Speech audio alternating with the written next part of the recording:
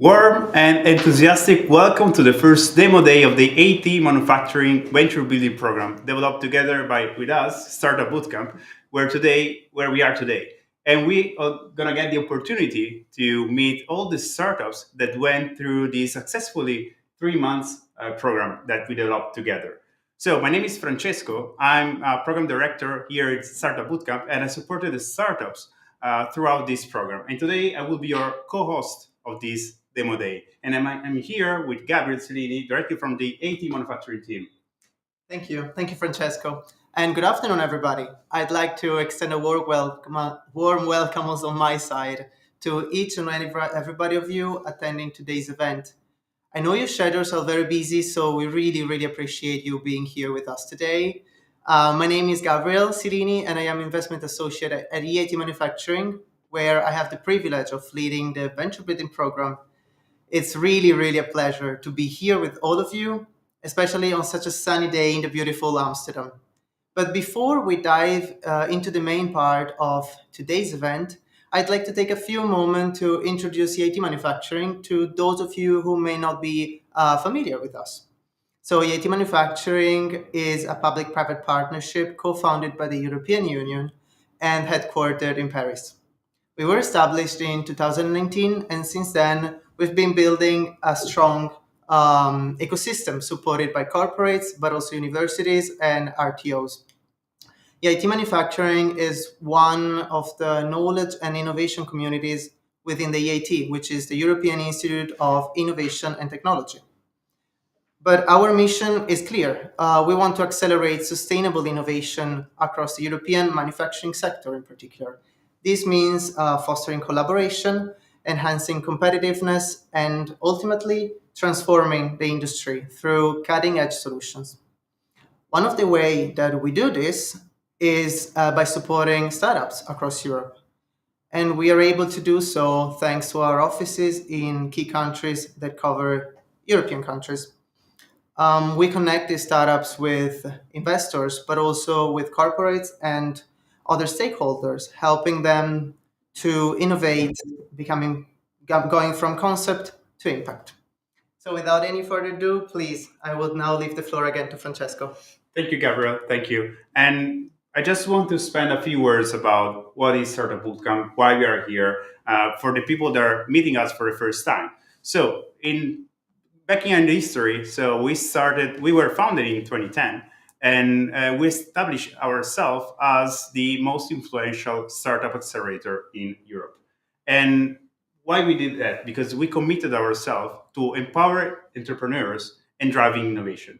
That's why our slogan, our motto is we empower innovators. And because we are giving them a comprehensive support that goes to meeting them with companies, with investors, with partners. So it's really important that we give overall support also in terms of ecosystem.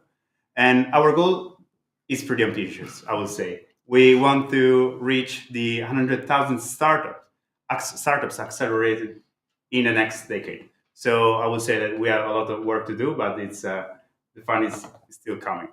Uh, so now, Gabriel, let's talk about a bit more regarding the venture building program. So tell Of us a course, bit more. of course. Thank you, Francesco.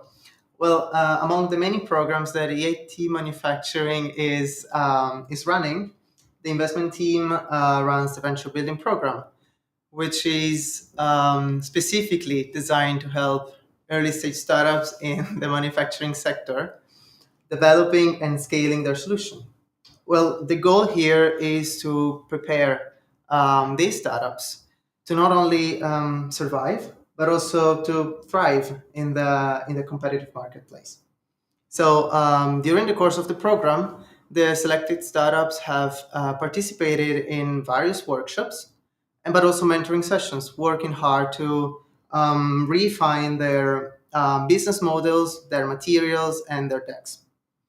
With the help of industry experts, they've received invaluable and tailored feedback, and this has helped them sharpen their focus and prepare for the challenges ahead. So, in partnership with Startup Bootcamp, whose expertise and guidance have been really instrumental in supporting the startups. We've provided constant support, mentoring, and evaluating the startups. Throughout the program, the venture building startups focused on market, but also on investment readiness, and they are now ready to go to the next phase of their growth. So I'm very, very excited for all of you here to see just how far they've come in these past 3 months. It is my pleasure to be here with you as well, together with Francesco, to introduce the startups that have been part of the journey. So stay tuned. But before we start, actually, we need to understand how it will work today. So please, Francesco, guide us through the format and the structure of today. Perfect, perfect. I'm really happy to share with you what we're going to do today.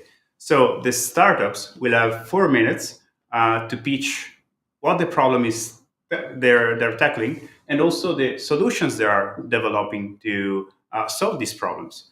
And to do so, but also before we start, I want to take a moment to thank the audience that are following us online. Your support and trust means a lot for us because it inspires the force for good and for changing the future through these manufacturing companies, manufacturing startups that are reshaping the future. So we also want to push new solutions to the market, and with the end goal of have everlasting impact, everlasting positive impact, I would say. So I would also like to thank our mentors, our partners, and of course the overall startup bootcamp ecosystem and EIT manufacturing team, because together I think we did a good work, a good job um, in providing this change in this very very particular sector. So we are, let's say, I just want then to go directly to the to Gabriel to talk a bit more about the focus of the startup of today. So what they're actually doing. Of course. Of course. Today's speakers are early stage B2B startups, of course, in the realm of manufacturing, focusing on crucial topics of the European manufacturing sector, such as, for example, energy transitions, sustainability, automation, and of course, advanced manufacturing.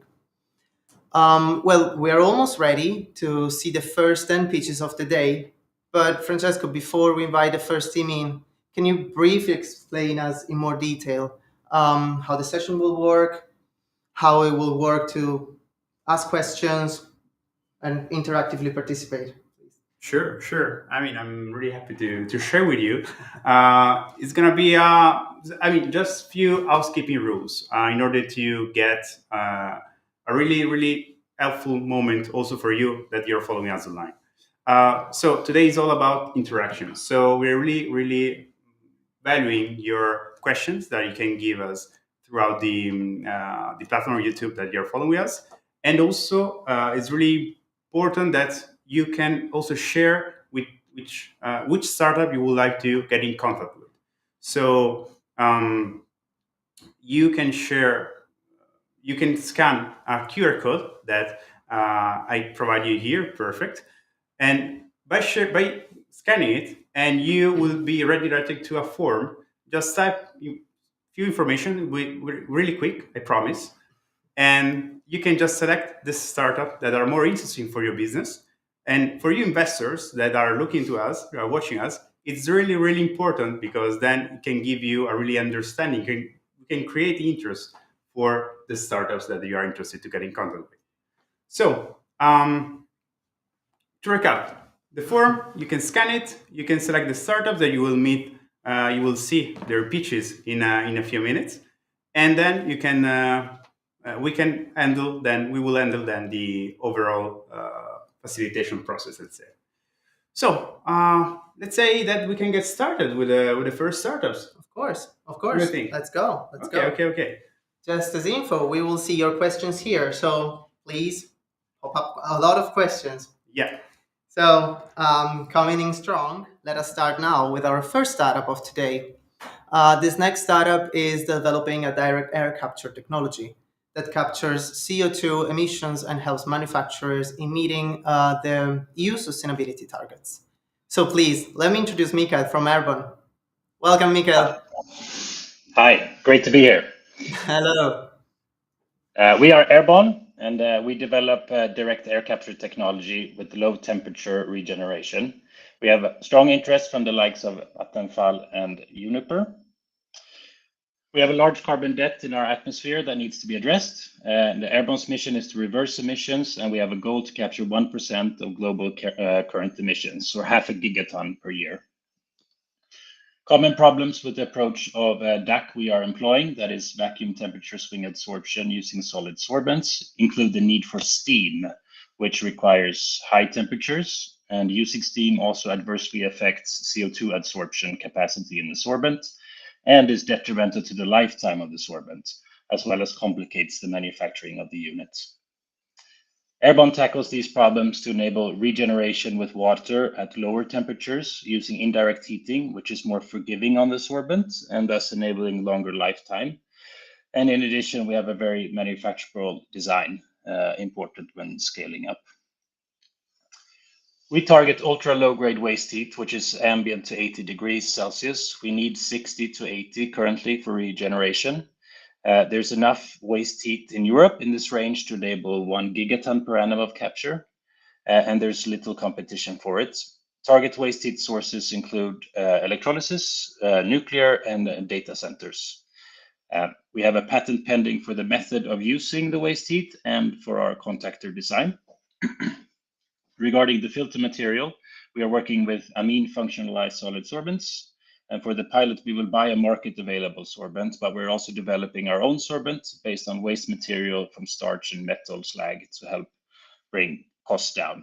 And we recently received a grant to enable this research. Speaking of cost, we estimate 100 to 170 euros per ton for a large scale facility. And the three main costs include capex, sorbent, and electricity. We believe in a sub 100 euro per ton capture in the not too distant future, and sorbent cost reduction will be critical in achieving this. Comparing with other DAC companies and approaches, we believe we are competitive on cost, roughly half what the main incumbent Climeworks estimate for 2030 costs. And in terms of energy consumption, we are on par with the competition, if only considering the virgin electricity need, which is roughly 700 kilowatt hours per ton. This is the team, and we're currently recruiting an engineering lead. Sharik is an assistant professor at 10 plus years of research in carbon capture, and he is the technical side of the project. I'm the business side and have 10 plus years of consulting experience, amongst other things. We're also working with an engineering team at AFRY and with support from KTH and the Swedish Energy Agency. We target e-fuel producers and carbon offset intermediaries. We have signed a letter of intent with Uniper, which highlights their interest in purchasing captured CO2 for e-fuel production, share waste heat, and host a pilot demonstration. In terms of business model, we aim to project finance the larger scale plants and employ a fee-for-service model where we provide permitting, financing, construction management, and O&M services for the larger scale plants. And we're proving the technology in steps. We have completed a prototype phase, including a pilot feasibility study and basic engineering. Next step is to build a pilot of 50 tons and achieve TRL 7. Step after that is a commercial demonstration of 1,000 tons to achieve TRL 9, followed by large-scale commercial build-out. We are raising 1.5 million euro in this seed round to complete detailed engineering of the system, build and test the 50 ton IP and long-term customer agreements. And that's it. Please join us in making this happen. Well, great. Thank you, Mikael. We have quite some questions popping up. So, at what stage of development are you, and what are the next steps? So we are TRL 6. We have a working prototype in the lab and tested it for the design conditions we foresee. So next step is to build this 50-ton pilot, roughly 2 by 2 meters, and achieve TRL 7. So that's what we want to do with this round. Amazing. Great. Thank you, Mikael. Thank you for connecting. I would directly go to the second startup of today. So, our second startup is Serpro. So please help me welcome Henrik from Serpro. Hi, Henrik. Good to see Hello. you. Hello, it's a pleasure. So, SMEs in manufacturing lose in Germany $3 billion annually. Sorry, Henrik, to interrupt you, but we see you frozen and we cannot Oh, see the screen. let me see if I'm connecting again. Is it working? I think you're still frozen. That's not good. It worked before. Let me check again. So I'm sharing the screen. Can you see it? Um, yes, now we do. Ah, okay. And you can also see me? Uh, I think you're still frozen. Okay, it doesn't matter. More important the presentation and what I'm saying. So if you see the screen, it's okay. Yeah, no worries. Go for it. Okay, let me start again. SMEs in manufacturing lose in Germany $3 billion annually because they are not digitized and automated. My name is Henrik, co-founder of Serpro, and I'm here today to show you how we reduce this massive amount of productivity loss with our solution. But what exactly is the problem manufacturers are currently facing? It's the quotation and manufacturing preparation process, which is still manually and experience driven only. This leads to constant copy and pasting of information, creating data silos that can't be effectively utilized. The result is a slow and error-prone process with issues that are hard to detect and resolve. We will change that. By introducing our AI Copilot, we will transform the outdated manufacturing industry, enabling SMEs to use their data for faster and smarter decision making than ever before. How? Our software consolidates all manufacturing data, and with a single click, our algorithms optimize and automate the entire process by answering the most pressing questions. What are the process steps to manufacture the part? What are the machine run times and associated costs? And what is the final price? I know this might sound straightforward. Just gather lots of data and train a model. But already the data extraction of a 2D drawing, the most important source of the prediction, is extremely challenging. Let me show you why. You can see here a typical 2D drawing. For a software that understands how to manufacture a part, we need to extract several information, like the material type, geometric dimensioning and tolerancing, various dimensions easy or hard to detect, the surface roughness, and existing threads. All this information must be recognized by the software, which cannot be achieved just using OCR or ChatGPT. Despite having standardized symbols, they can appear in different positions and angles in every drawing. For example, what you can see here is just a simple drawing from one customer. So by training our own model, we can extract the relevant data, predict machine running times, and map these times to existing costs. The result is a software that truly understands how to manufacture, and with that, a game changer for the industry. For the first time, our customers can focus on the value-adding process, manufacturing parts. Not only this, they now have a system that learns and improves alongside them and can even be executed without any engineer expertise. And this is exactly what makes our software unique. At present, no software on the market can interpret technical drawings like a human, leading to a gap in truly understanding how to manufacture parts. Our services bridge this gap, focusing on integrating engineering expertise directly into our software. And we are not only talking about Germany. We are addressing a global problem with a highly scalable solution, not only to metal, but also to other industries like wood or polymer. To tackle this big market, we finalized our MVP in February, signed our first customers generating revenue since June, and already secured our first partnership contract worth 250K. And we won't stop there. Our vision is to create a manufacturing co-pilot that supports our customers in all the internal and external processes. With that, we will not only serve smaller SMEs, but transform the entire manufacturing industry. To make this happen, our team has an unfair advantage. On the one hand, we're industry insiders who speak the manufacturer's language and truly understand their needs.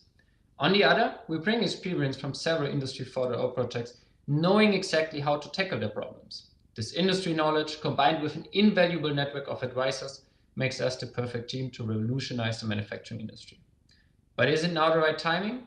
Not only, it's the last opportunity to act. Within a world where global competition is pressing, supply chains are insecure, and the demographic change results in less workers in engineering know-how, manufacturers need to change. Major countries are already prioritizing local production. So for SMEs to survive, digitalization and automation are not choices. their necessities.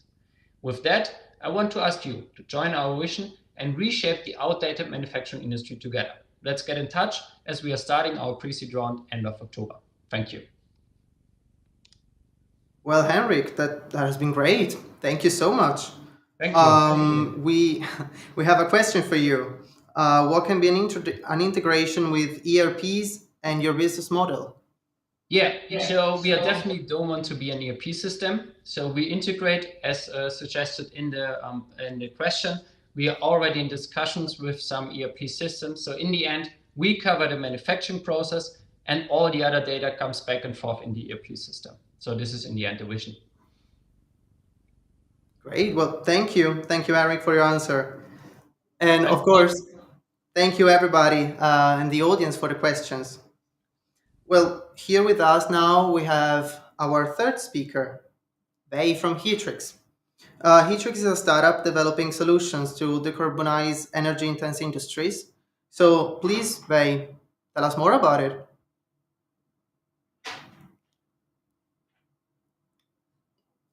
Hello, we cannot hear. Okay, now yes. Okay, sorry. Didn't know I had to do that by myself. Well, so yes, thank you for having me. Hello, everyone. My name is Wei. I'm co-founder and CEO of Heatrix, and our mission is to replace fossil fuel with renewable electricity to decarbonize industrial processes. Let me introduce you to one of our industrial partners, a family-owned brick manufacturing company from Germany. So brick manufacturing is highly energy intensive. It needs a lot of energy to produce the heat to burn the bricks, and our partner is facing several challenges, like raising CO2 prices, which leads to higher energy costs. They can't really plan ahead due to volatile fossil fuel markets, and green alternatives are still very expensive. And of course, their own customers want to have green products as well. So their main question is, how can I decarbonize my processes? Well, we have just the right answer. Our solution converts renewable electricity into carbon neutral process heat. The Heatrix system consists of an electrical air heater that works basically like a huge hairdryer that uses electricity to heat up air up to 1500 degrees C. We combine the heater with the thermal energy storage to make sure that heat is always available whenever it is needed. We also have a small control system to ensure the lowest energy costs possible for our customers that optimizes the storage operation based on real-time energy input. The control system, on the other hand, can also provide valuable consumption data to the energy provider to optimize their energy management. Our system is completely modular. That means we can either serve smaller scale applications, but also large scale processes, always with the same modules. Our electrical air heater is an innovative multi-stage heater that is divided into two temperature ranges. One for the lower temperature up to 800 degrees C, which is based on existing technology and therefore already deployable today. And our main USP, however, is the high temperature heater section that goes up to 1500 degrees C. It is IP protected and currently at a development level of TLR 4 to 5. The thermal energy storage can store the heat coming from our heater within ceramic bricks or ceramic materials in general. They are 20 times cheaper than battery storages, which makes economic sense, especially for applications where process heat is mainly needed. It is also ideal for peak shifting and offers additional grid services, which directly translates into money savings for our customers. Our approach is about retrofitting existing furnaces rather replacing entire furnaces to minimize the risks and the plant downtime for our customers and also reduce the integration costs. We have secured a number of LOIs from industrial partners from the cement, the steel, the ceramics sector to do feasibility studies and pilot projects. And we are currently working on 3 pilot projects. One is in the lower temperature section within a drying application. Another one is within bricks and another one within steel processing. And we plan to commercialize our first lower temperature system by end of 2025. Our founding team consists mainly of Stefan and me. We are both engineers with a PhD in energy technologies. We have Norbert as our lead of business development. He has more than 20 years of experience within the process heat sector. We are supported by a great advisory team from the tech, the finance, and the business side, and we have secured funding of about 1 million so far from angels and grants.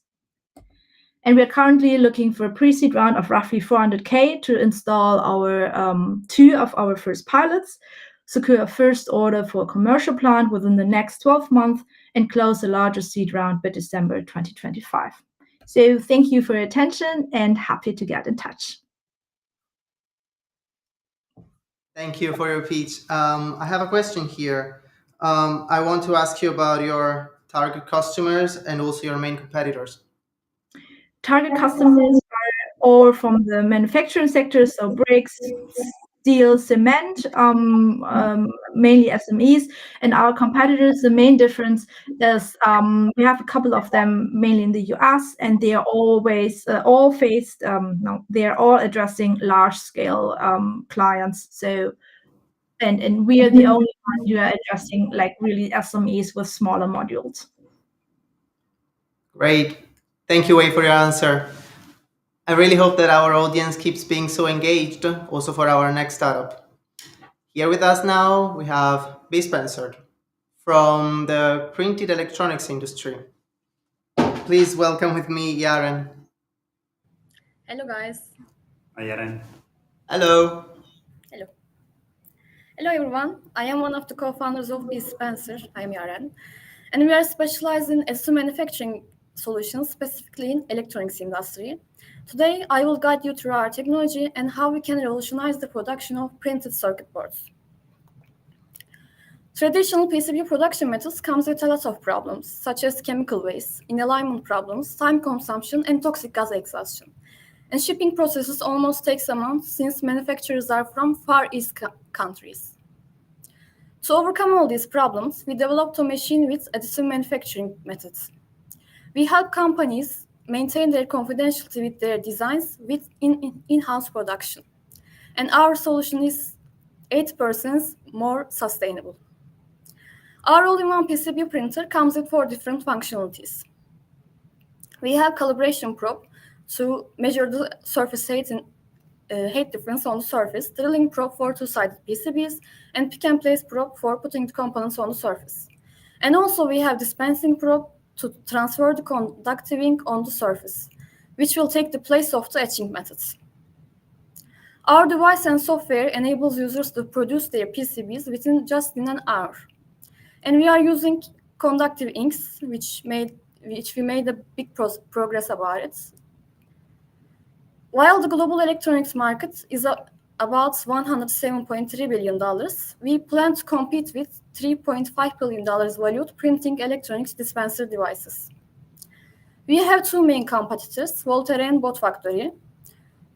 Motion and LPKF are using mechanical etching methods, which limits their application areas.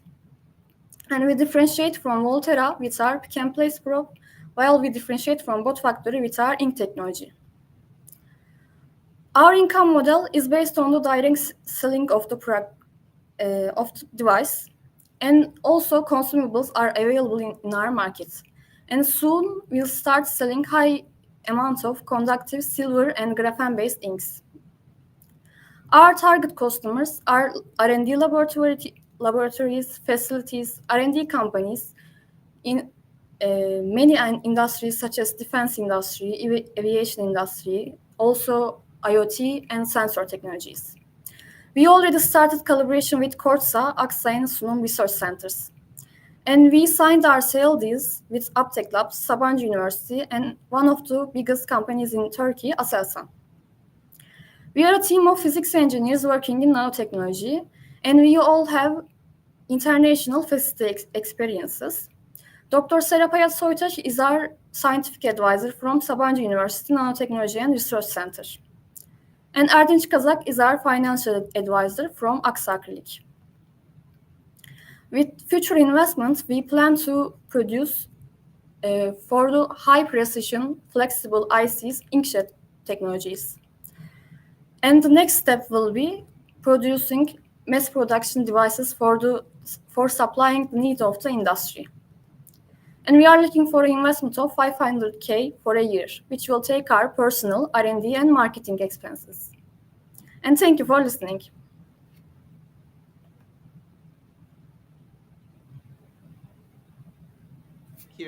Thank you, Yaren. I have a question here. We see that your traction is very, very well established in Turkey, but when are you planning to enter the European market, and which are your main competitors in this sector? Our main competitors are Volterra and Bot Factory, and we just started our business in 2024 May. So we just started selling in our company because when we want to go to other countries, they want to see how much did you sell in your country firstly. So with this program and with this network in here, we want to expand our customers network. And I'm very sure you will. Thank you, Yaren. Well, up next we have Sinna from LeTech. LeTech is addressing the waste industry. Let's give her a warm welcome. Hi, Sinna. How are you doing? Hello, I'm doing very well, thank you. Are you ready for it? I am ready. Okay. Go. Hello, everyone. As I just said, my name is Synne. I am the CEO and co-founder of LeTech. And in LeTech, we prevent waste plants from going boom. In the waste stream, there are many metals that shouldn't necessarily be there. These metals can be both very precious, but also very dangerous. And very often, these two are hard to distinguish between. That's why we have developed a very smart, potentially the world's smartest metal detector for the waste industry to be able to do so. If these had been in place 2 years ago, the world's most modern waste plant would probably still be operational. So how does it actually work? Our patent-pending electromagnetic induction spectroscopy technology can differentiate and distinguish between various metal classes and metal combinations. The sensors is installed beneath the assembly line at waste plants and sends and receives electromagnetic signals. When a metal passes the sensor, a unique fingerprint of the metal compositions will be generated and sent back to our main computer, where we apply AI to be able to distinguish between different metal classes, such as batteries, copper, and gas bottles. We are a very interdisciplinary team with 6 people. We have 4 different nationalities and 6 different areas of expertise. Within the team, we both have the commercial and business development side, the industry expertise, the physics, data science, hardware, and the firmware expertise. We currently have 2 ongoing pilot projects. One we have already installed, and the second one we will install in just a few weeks. The first one is at NG, Norway's most modern waste plant that sort out cardboard and paper qualities. The next pilot project we will conduct is with Oslo municipality. This plant handles all of the waste that Oslo municipality produce, and we will prevent them from having gas bottles into their incineration plants. Till this date, we have raised about $1.7 million in governmental grants and investments. We are currently raising a bridge round where we have secured 65% of the total target amount.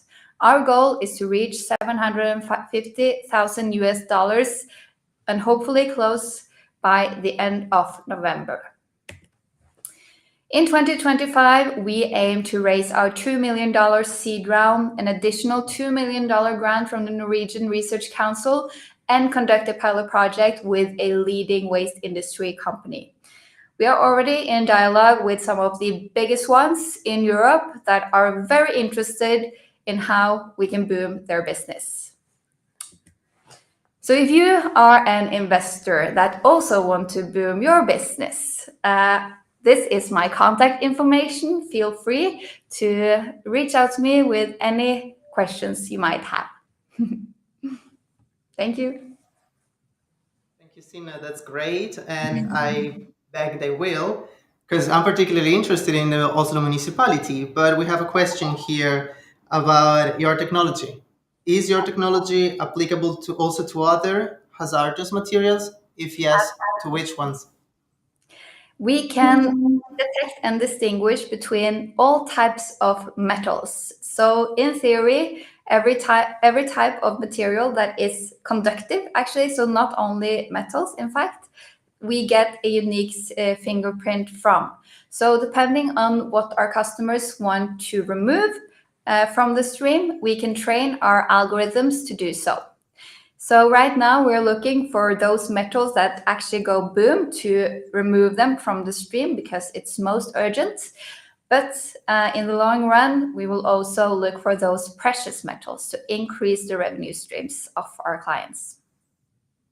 Well, that is great and pretty ambitious. Thank you so much for telling us about it.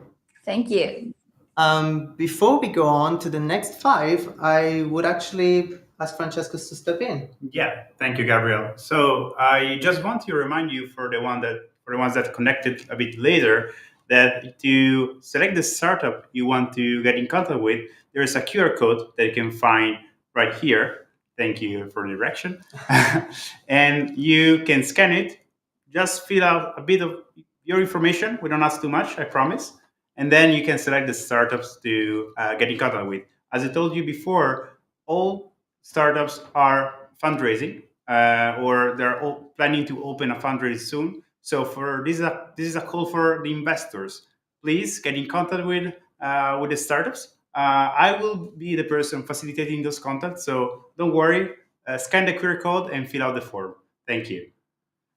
So let's Thank move you, into. Francesco. Okay, no worries. So let's move to the next startup. The next startup is coming from Austria. They are really revolutionizing and game-changing, let's say, how you interact with 5G. This is a really, really interesting application.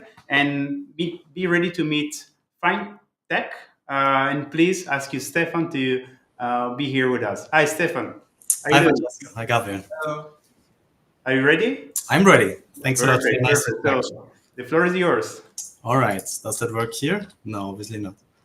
Let's go here. All right. Hi, I'm Stefan from FineTech, and our vision is to simplify 5G to enable the next generation of robotics.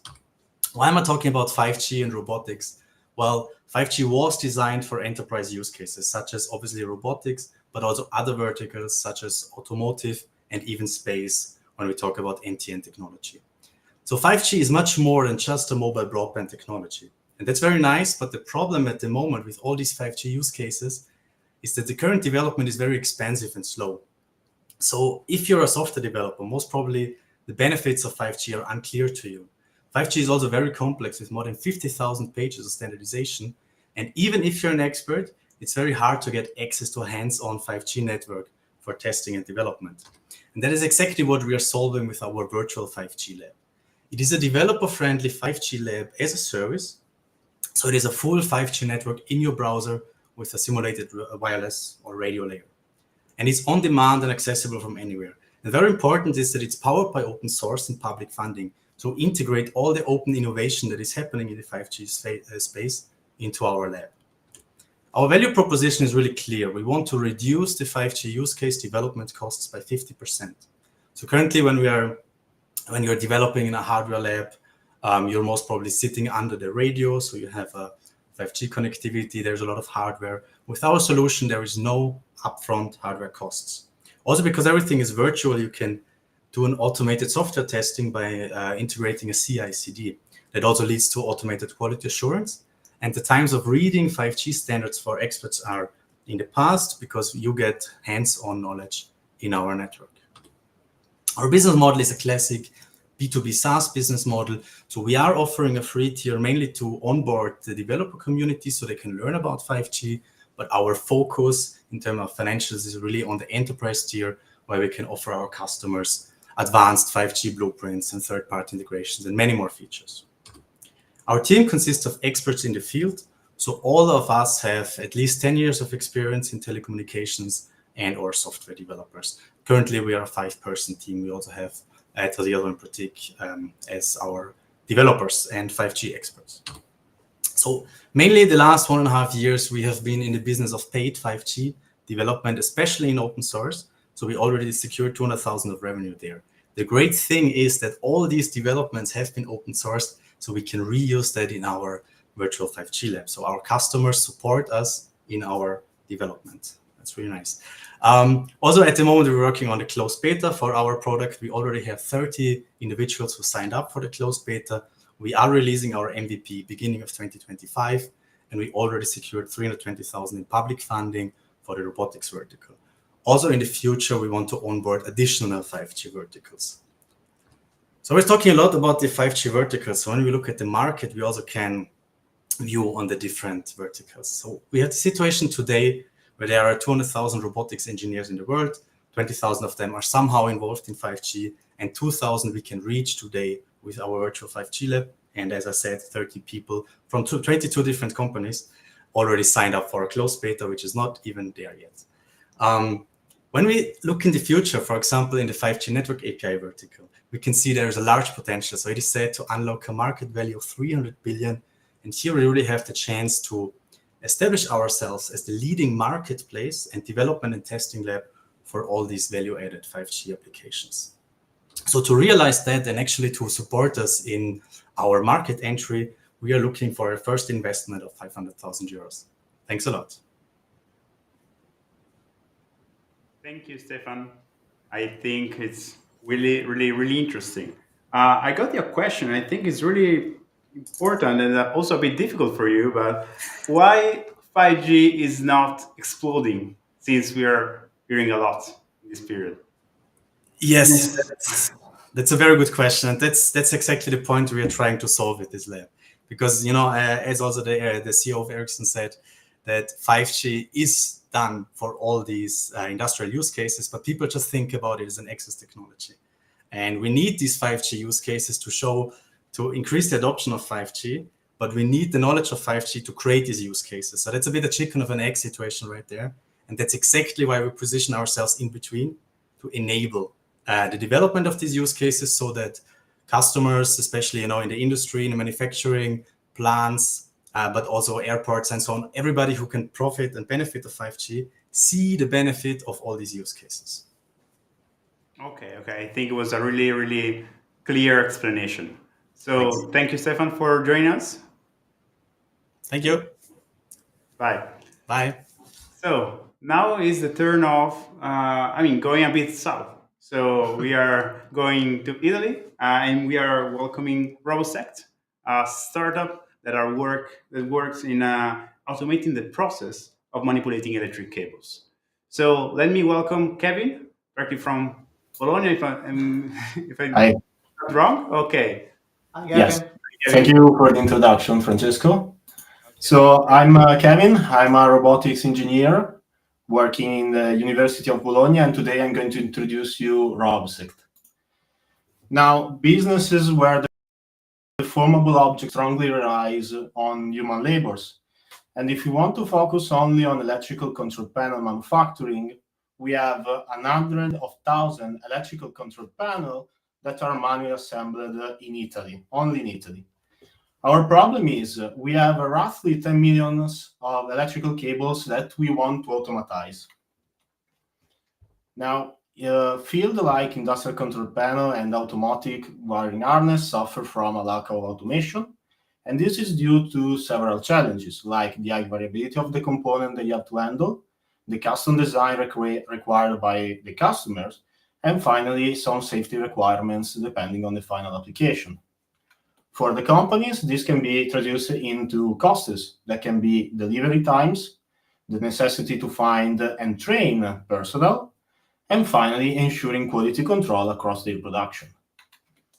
For the purpose, we developed a platform for the quality control of industrial control panels. The platform is capable to execute electrical continuity tests, like the one you see in the video, component inspection, and also electrical cables. It permits an increase on the profits because it runs with lower costs. And also it permits an increase of the production because it's capable to reduce all the time-consuming tasks that a human labor has to perform. Moreover, it also reduces all the repetitive and annoying tasks that human labor and worker has to do. To do that, we developed three main modules. First, we start by interfacing with the CAD software design used by our customer.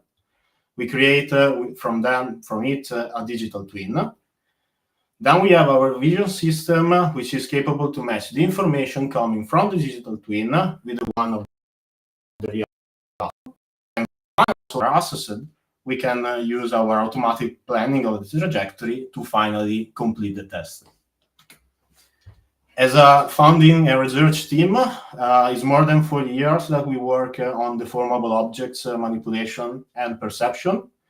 We publish articles in conference and journal, but more important, we follow, we study, we work with projects which were targeting industrial use case. In fact, deformable objects are present in a large variety of important and critical industries. And while today we are focusing only on control cable manufacturing, tomorrow we will like also to exploit a different vertical market. For example, automotive harnesses, aerospace, defense, and also data centers. All markets in which deformable objects are today handled by human labor, in which automation is struggle to enter. What we are looking right now are pre-seed funding types to complete our research and developments and bring our product to the market. First of all, we need to acquire technical figures, because while we can expand, while our research team can expand the software, we need people to bring this software to the market. And at the same time, we want also to expand our sales and marketing team, because we want to reach new potential customer and to have a better understanding of our customer. So with that, I would like to conclude. Thank you for the attention. And again, thank you, Francesco, for the introduction.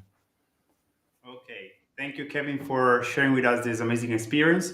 I get a question from the audience, and it regards where your technology can be applied in terms of different sectors. Okay, thank you for the question. Our technologies can be applied we start from control panel, of course, as illustrated, and we can move on into wiring harness manufacturing. Wiring harness manufacturing meaning both automotive or aerospace. Our, let's say, peculiarity of our software is the fact that we develop everything using only 2D camera. Because if you ever work in industries, you know that the 3D camera has a lot of technical challenges that we can overcome using cheaper hardware enabled by AI-based software. So all our vision pipeline can be applied to automotive, aerospace for the detection, of electrical cable or electronic components. And at the same time, also the planning technologies can be applied for the routing and wiring of the cables, even in a different sector, like, again, automotive, of course, but also data center. There is the need to grasp cable, insert and plug it into the different servers that need to be constantly checked and monitored. These are just for example, of course. Okay. Thank you so much, Kevin, for sharing with us this view about your solution, your technology for different applications, let's say. So thank you so much. Thank you again. Have a nice continuation. Okay. Bye. So moving on, I think we have heard a lot about the AI in the last few years, I would say. And today I want to present you a startup that works with AI. I want to present Matteo. And with his startup Scopri AI is let's say, giving a better access. It's giving let's say, it's facilitating the access to patent research and analysis through AI. So please welcome with me Matteo from Scopri AI. Hi, Matteo. Hello, Matteo. How are you? Ciao, I'm fine. How are you? Perfect. Totally fine here. So the floor is yours. Explain us. Great. Hi, my name is Matteo and I'm co-founder and CEO of Scopri AI. Let me take you into the work field of an engineer.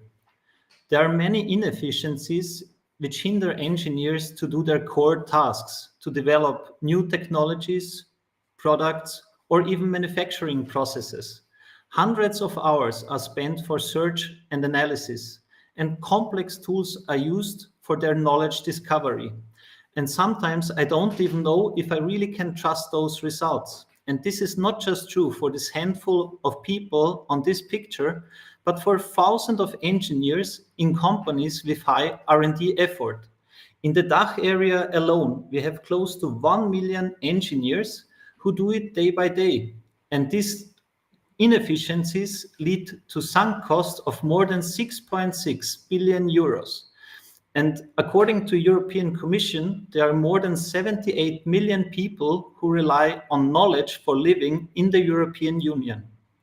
And for all those people, we are creating a software platform. Scopri assists in finding the right knowledge for highly specific topics. First, we initialize with high quality reference data an AI agent. And they are powered by our adaptive AI technology, which we develop in-house. At the moment, we can do services like to find the status quo for a highly specific topic, or to perform a due diligence on companies you want to engage with, or to set up a regular monitoring to keep up with the rapid technological change in your specific area. And our outlook is to have an AI-enabled knowledge platform. So finally, you can trust the AI and let agents do the heavy work for you. We launched our software platform in August and are testing it with 6 pilot customers under real-world conditions. And through our intuitive user interface, which you can see here on the screen, the agents evolve over time the more you use it. Together with me, there is Tobias, our CTO, who is leading the software technology and the product development. And Georg is our CIO, so responsible for R&D. He's looking far into the future of AI, like he did for quantum computing for the past 10 years. We have set up an advisory board of AI scientists, but who also have an industrial knowledge of large tech companies such as Microsoft or Cisco. Our go-to-market includes a top-down approach via partners and a bottom-up via networks like EIT Manufacturing to tackle the R&D manager, so the responsible person in an organization. Due to our background, we start with automotive, where we have more than 300 leads, engage with them, with 15 companies, test with them, and then transfer them to customers with our monthly based subscription fee. Once we excel in automotive industry, we want to expand to other verticals, such as mechanical engineering, high tech, or life sciences. We are looking for a pre-seed investment of 650,000 euros, want to hire 1 salesperson to bring down customer acquisition cost, 2 software AI developers for federated learning and data representation, and to continue our software development for the release 2.0. So let's bring a superpower to engineers together. Okay. Okay, thank you, Matteo, for explaining us and presenting your amazing startup. I think it's really, I see when you're actually capable of bringing solution that makes our days easier, and it will also, it's every time a big opportunity for everyone. So I got your question from, I think, a person that really wants to go more in details about your technology. Because the question is how your solution is different from other AI-based models and LLMs. I love this question because we are not just integrating AI models, but going more into the details of AI architectures. So our architectures are on the one side trustworthy, data-centric, and energy-aware. What does this mean? So we operate at a fraction of inference cost to current large language models without AI hallucinations. And this sets us totally apart. Okay. Thank you so much. Thank you for explaining more detail the technology. I think it's really important to then understanding which are the real differences from other large language models. So thank you, Matteo, for joining. Thank you very much. See you. Have a nice day. You too. Bye. Okay, so now it's time to go to a French startup that is called Data Lobster, and they're aiming to convert an industrial plant in a well-connected digital world. So please, Kyra, join us here and tell us about a bit more about Data Lobster. How are you? I'm very good, thank you. Okay. Thank you so much. Very excited. Okay, the floor is yours, and please. All right. So my name is Kyra. I am the CEO of Data Lobster. So we will be talking about Industry 4.0, but don't worry, it's not going to be a very technical discussion. It's more about good ideas and how we can change the way that we are approaching it. So the expectation for Industry 4.0 is pretty clear, right? I mean, we want to have everything digitized, all in one place. Everything is perfect, and we can manage everything from where we are. But the reality is not there, right? I mean, today when you're looking at a factory, it doesn't look like the first picture. It is more similar to what you're seeing here. But there are reasons behind it. It's not that we don't want to move in that direction, but there are challenges that doesn't help us. So connecting to each equipment is costly. The data that you might get from the equipment is not always structured, or sometimes they don't even, the OEMs don't let you. And also, more importantly, the manufacturers are not built to manage big data to make the best out of it. So this all pushes out to 12 plus months of implementation time. So, after spending 15 years on the shop floor, transforming companies all around the world, we've done more than 100 transformation projects between me and Ari. So we decided, okay, maybe we can do this in a smarter way, in a different way. So we got in touch with Teoman, who is our CTO, and as well as Esra, and we said, okay, we can take over this challenge. So, and our way of approaching is slightly different. So instead of creating, very sturdy platforms or like having a very fixed logic looking into it, we said, okay, maybe we can create a data platform that can connect any source of data, any source of any format, any size, it doesn't matter.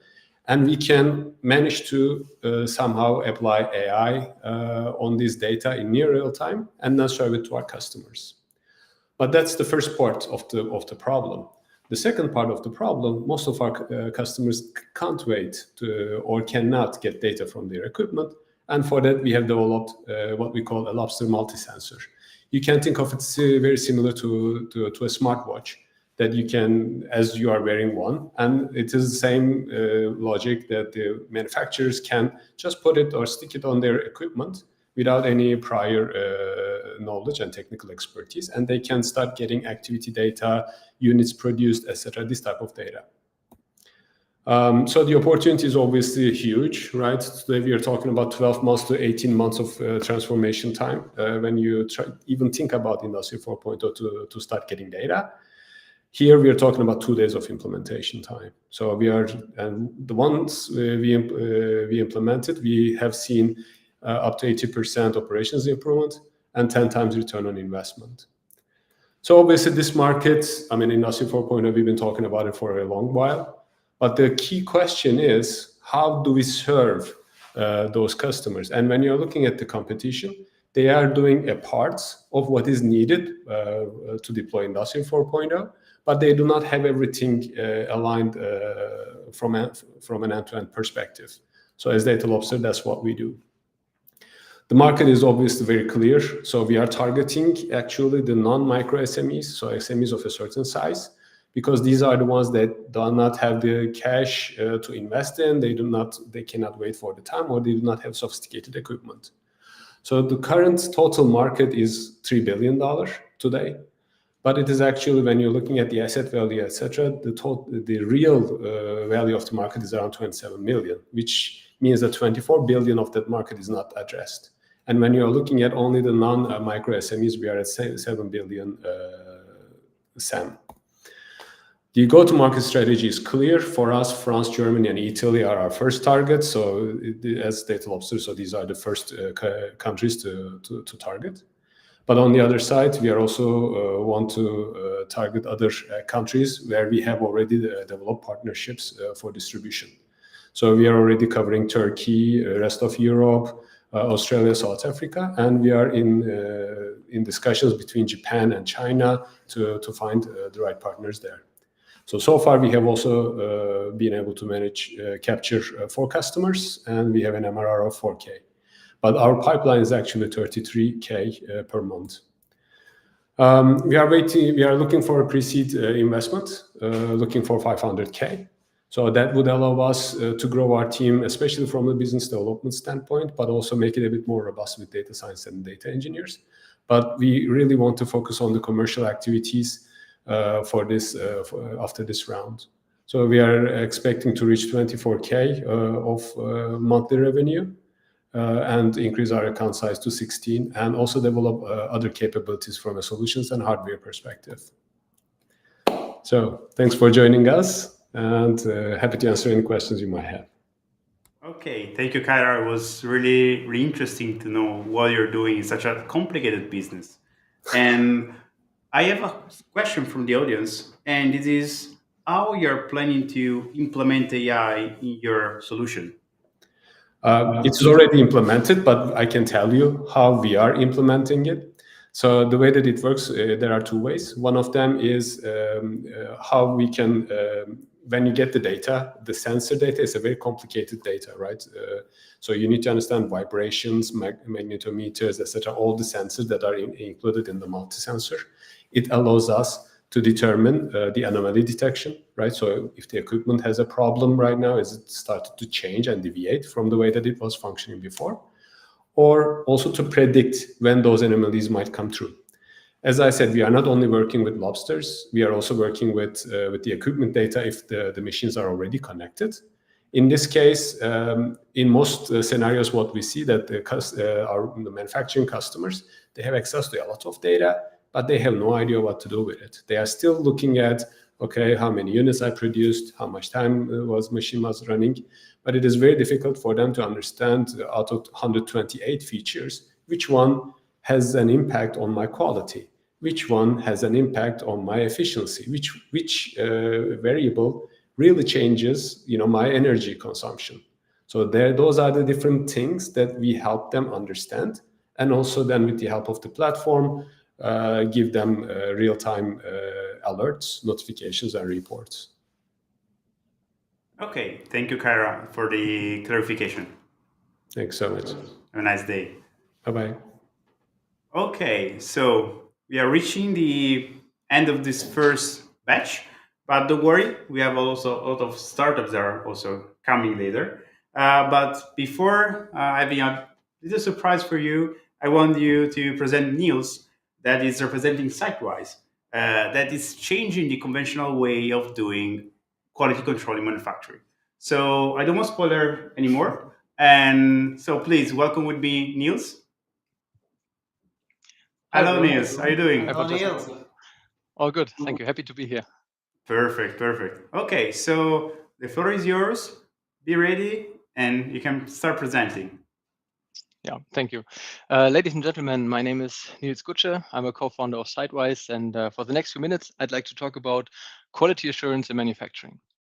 Let's imagine for a second we're standing here together in a production environment like this. We see all the parts on the conveyor belt, machinery, lots of automation technology, and sometimes, unfortunately, we also see this.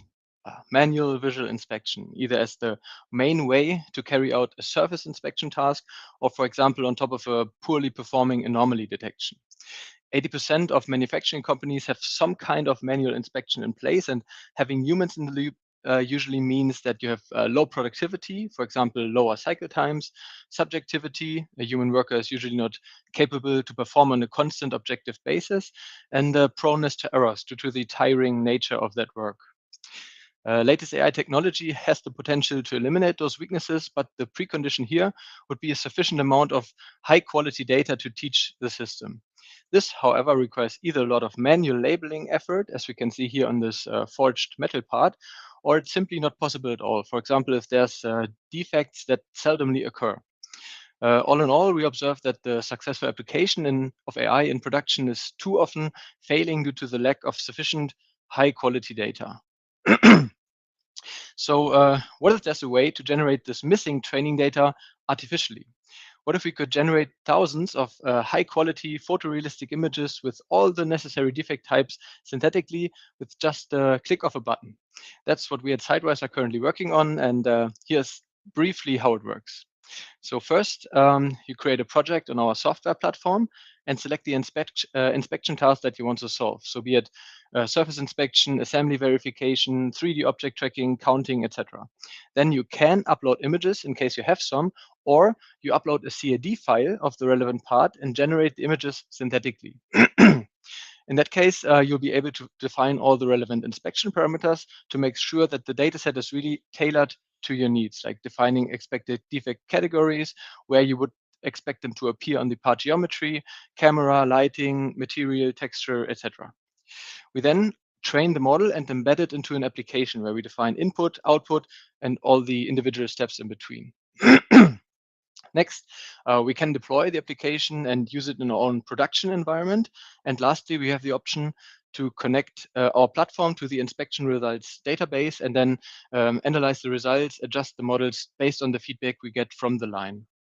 The market for AI-based machine vision in Europe has almost tripled since 2021, and our focus for now is on metal parts, so specifically forged or die-casted metal parts for automotive or aerospace industries, for example.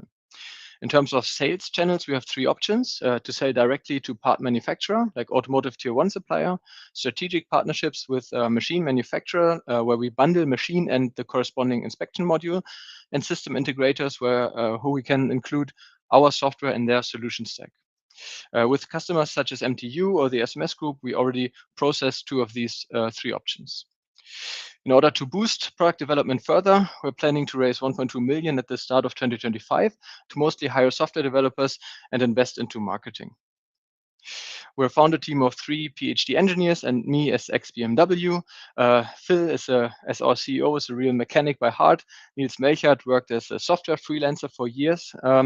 Kolja, he's our AI mastermind, whereas I'm mostly dealing with matters of business development. On a final note, I want to mention that it was the team that convinced me to leave BMW and co-found Sidewise. So I would like to invite you to get to know us as a team.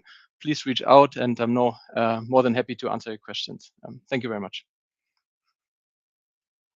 For joining us and explaining us what you're doing. It is very challenging when you're talking about quality control is always challenging. So I have a question from you, and is how do you compare your solution to the one provided by competitors? Yeah, thanks. There's quite a lot of competition in this field, especially in the field of providing software for end-to-end machine vision AI development. However, most of these competitors are lacking capabilities in the field of synthetic data generation. And there's just a few companies who are already experimenting in this field of synthetic data creation. Most of them are using a GAN-based approach, so generative adversarial networks, a whole AI-based approach. And we set us apart from competition in a way that we use a simulation-based or physical-based simulation instead of just an AI-based simulation, which helps us to create much more robust inspection software in the end. Thank you so much, Nils, for joining us. Thank you. And you too. Bye. Okay, so as I promised before, I got a little surprise for you. So I'm very, very happy to welcome Kevin Lehan. Sorry, it's very complicated. Lehan. Perfect. It's not easy. It's not easy. I know. Director of Investment of EIT Manufacturing, and Matteo Levi, Director of Acceleration Startup Southern Europe from Startup Bootcamp. So welcome you. Thank you. I have more than a couple actually, questions for you, and I want to just create a discussion between you regarding topics about innovation, manufacturing, acceleration, and startup. So it's very, very broad. And my first question goes to you, Kevin. I just limited to the first name, sorry. So the EIT Manufacturing is funded by the European Union, as we can see everywhere. But do you see any new proposal in Europe that is now let's say created to support innovation? And what do you think about that? Well, I mean, as you may know, there's a lot going on right now in Europe, especially around innovation and especially around manufacturing. I don't know if you saw just a few weeks ago, there was a report put out by the ex-Italian Prime Minister, Mr. Draghi. Italians are very influential, as you know. And this report really, let's say, raised some alarms about what's happening in Europe. It highlighted some challenges we have in Europe, particularly around increased competition from overseas, markets getting smaller overseas, real pressure on European manufacturers, and along with that, a sort of lack of commercializing innovation here in Europe. So, for example, it was highlighted that only 5 or 4 of the top 50 technology companies in the world are European. And that's despite the fact here in Europe, we do much of the basic research that leads to these companies being created. So the main focus of this report, which was geared towards the new European Commission, was how we can improve this innovation gap in Europe, and particularly around scale-up funding, and particularly related to manufacturing. So one of the things it recommended, of course, is more money, a lot more money, both public money and private money. So more money for European institutions, such as EIF, which funds many of the VCs around Europe. So we have more VC funding, and also more money through Horizon for schemes such as EIC, which has been very active on the market, and also EIT Manufacturing is part of the Horizon program. So I think this report is very important, and let's see, there's a new European Commission being set up, and I know from startups and investors it can seem quite far away, but these are big sums of money. And another thing that was highlighted in the report is about the complexity and let's say sometimes difficulty in accessing public funding in Europe, and it recommended simplification and more streamlined processes, which I think everybody would agree with. Of course, with public money, there's, because it's taxpayer money, there's lots of checks that have to be done, but surely we can make it more simple. And us in EIT Manufacturing, we're also pushing in this direction as much as we can. And even for things like legislation around Europe, there was some discussion about this 28th regime, as they call it. So a special regime that can support startup innovation for things like fundraising, because we know it's very complex to raise, across borders, and access to different markets. So these ideas have been around for a long time, but there hasn't really been too much action. And what we expect and hope is with this new commission, with manufacturing being such a high priority topic now, we'll see real action. Okay, really comprehensive answer, I would say. So we went through all I would say, we need a change of priority at the end. So we have a lot of funding, but we need to redirect in the right directions. So I got a question also from Matteo, for Matteo, that goes towards this direction. So what do you think compared to public money and the support to companies that can be from scale-ups to SMEs to corporates, but what is the role of an accelerator to support startups that are approaching the manufacturing sector? Yeah, thank you for the question. Yeah, I think that accelerators play a significant role in these processes. Also considering what Kevin said before about this wonderful report, because it pictures a not very good situation, but in a way stand different direction that we can follow. And the accelerator, as I said, I think play a significant role as a catalyst of innovation and growth for this type of company, and also for the whole ecosystem, and also corporates that collaborate in this direction, that want effectively to develop innovation in the manufacturing sector, and generally also in other industries. Yeah, I think that manufacturing is a very capital intensive sector, and in a way they in average are quite slow to immediately enter the disruptive innovation, like generally also other type of industry and sectors. So I think that the accelerators have the role to bridge the gap between the industry and the startups, in particular early stage startups. In different ways, I think that the main points also to help the startups in these processes is for sure the mentorship and also the knowledge of the industries. I think that mentors can effectively bring this knowledge to the startups, and explaining processes, explaining also the main challenges that these startups have to face to enter and to put their solution in practice in the manufacturer world. I think it's very important. So the mentors, first of all, is one of the main assets where accelerator can help the startups, and for sure the knowledge of the industry, because these startups must know the challenges, the processes, and all the aspects behind the production in different sectors and industries. Then for sure also the corporate partnership. So the way that an accelerator can help effectively the startups to connect with the industry, to understand and to put in practice their solution in potential POC or contracts, why not, to immediately deliver their solution to the companies and to the corporates involved in their ecosystem. Third, I think also it's very important to work on capitals, as Draghi said in the reports, but also we at Startup Bootcamp and all the accelerator at international level, at European level, are very committed to involve the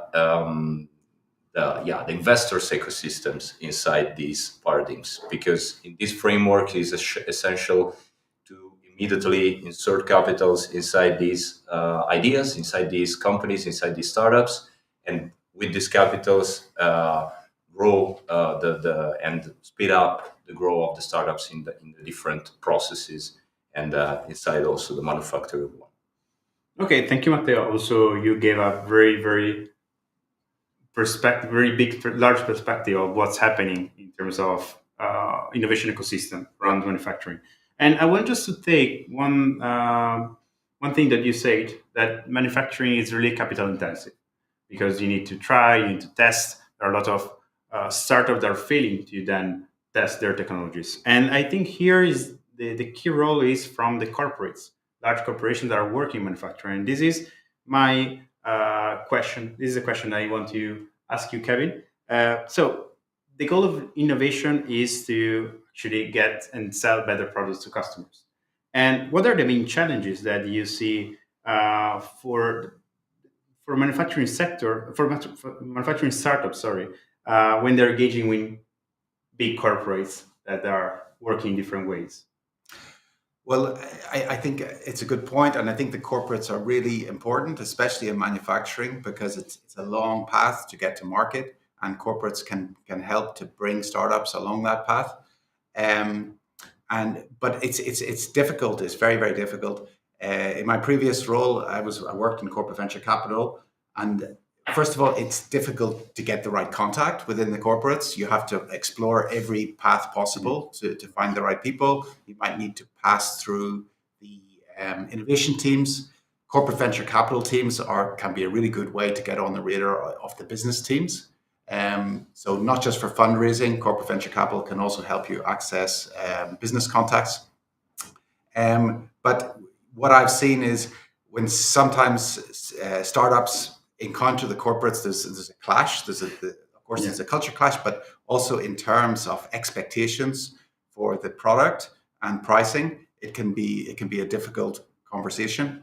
For example, I remember there was a really good startup in one of the best universities in the world with I thought the best equipment, multi-million euro equipment for testing, their product.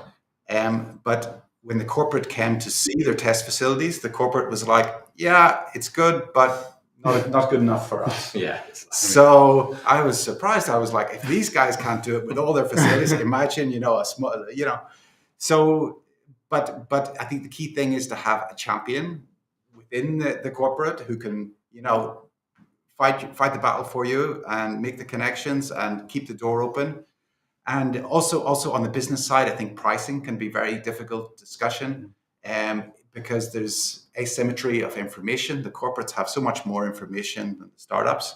So I think the key is just to have a logic around your pricing that you can defend, and even try to look out into the future and look at, the price today might be quite expensive, but communicate that once we reach scale, our price is going to be this much. Here's how we're going to achieve this price. So start with us today at this price, and then we'll go down. So yeah, it's not easy, but I think it's critical to work with the corporates. No, I agree with you also, because they need to survive, and you need big player that can use your technology to then develop products and sell products to their customers. So I really agree with you. And in terms of technology and trends, I just want to switch back to Matteo and ask, how does Startup Bootcamp foresee new trends in technology that can be helpful for the manufacturing sector? Yeah, for sure. At Startup Bootcamp, we are very committed on understanding the trends and the challenging, not only of today, but particularly for tomorrow.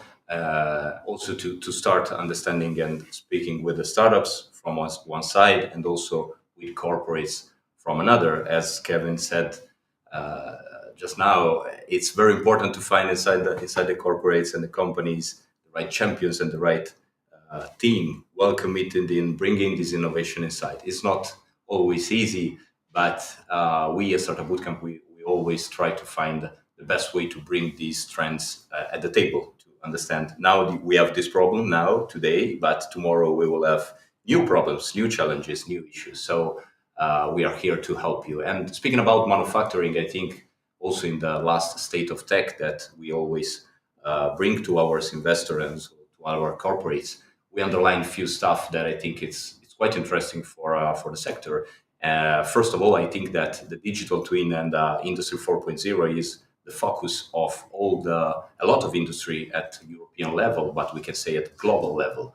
So bringing the digital part inside the manufacturing aspect and the production is something very interesting for a lot of industry. We can say also in the automotive, there is already a lot of example that works very well in this direction, and I see a lot of solution from the startup world in this direction. For sure, another big chapter will be the automation and the robotics stuff. I run also in the other project of Startup Bootcamp, the program, the acceleration program dedicated to fashion and luxury, and also in this industry there is a lot of attention on this part, where effectively automate the process of the production in an industry that is very, very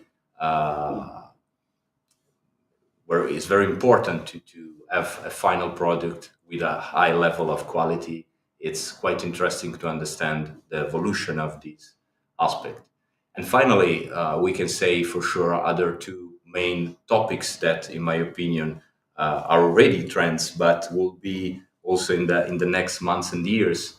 the sustainability aspect is for sure one of the main trends that can guide innovation inside this type of corporates, promoting zero waste production and also circular economy, new business model potential also inside this sector. Last things, and this is something that I think have a huge impact not only in manufacturing but also in a lot of other aspects of businesses and in industries. I think that we have to track and to see the real impact of AI inside the manufacturer world. I think that also seeing some of the pitch of the first part of this wonderful demo day, I already see some solution in this direction. And I think that we will see other important impact inside the manufacturing world. So yeah, I think that speaking about the new trends and also the new horizon of the innovation, we can speak a lot, but I think this is the main aspect that I want to know. And actually, I was about to start another, let's say, topic about the AI. So you anticipated me. Perfect. Okay. So I want to switch again to Kevin and ask basically the same question regarding the AI. So I can say it, but we are now in AI hype. I mean, we saw a lot of stuff. We saw, as Matteo said, a lot of startups in the virtual building program that are applying AI in different parts of their technology, in different parts of their solution, and so on. But what are the opportunities that you see in the manufacturing sector?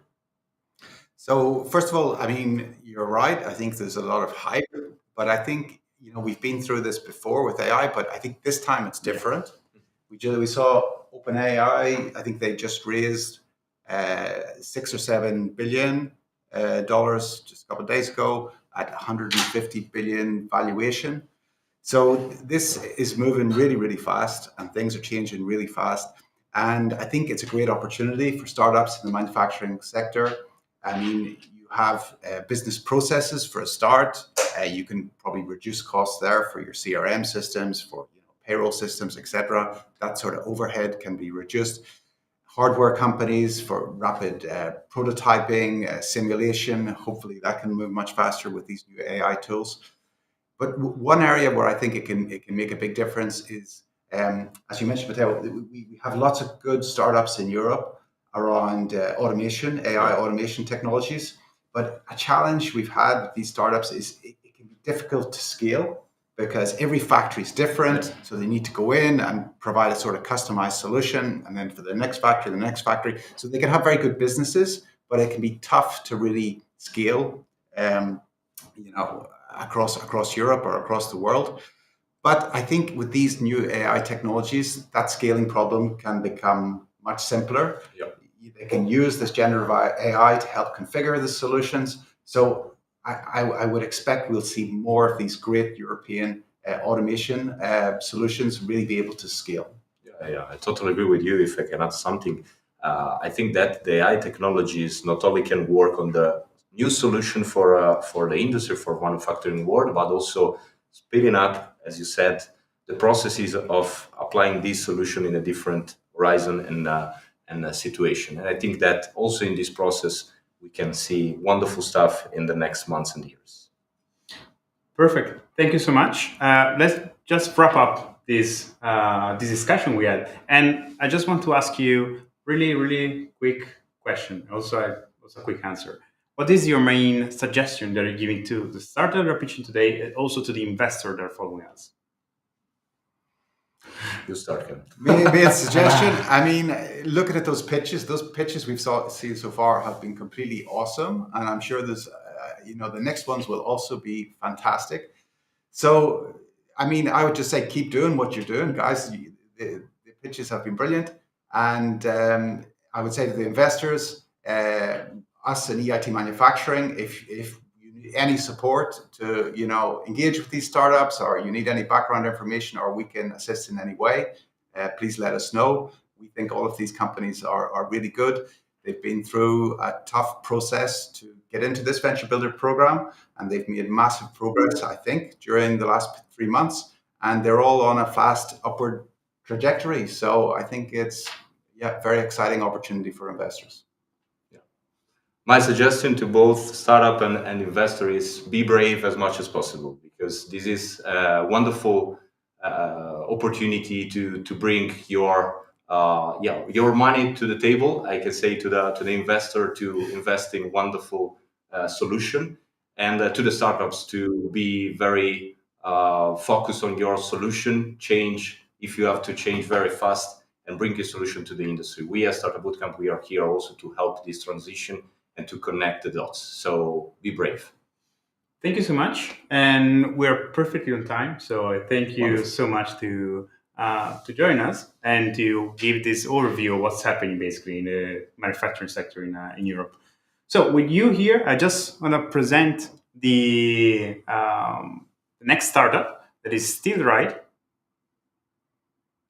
I don't see it yet, but I just can introduce you. So Jonas from Still Right, and they're gonna provide and present a sustainable innovation to full steel inspired by origami technology. And you heard it right, origami. So I don't want to spoiler anything else. So Jonas, the floor is yours. Thank you, Francesco. Great. So it all started with a piece of paper, actually.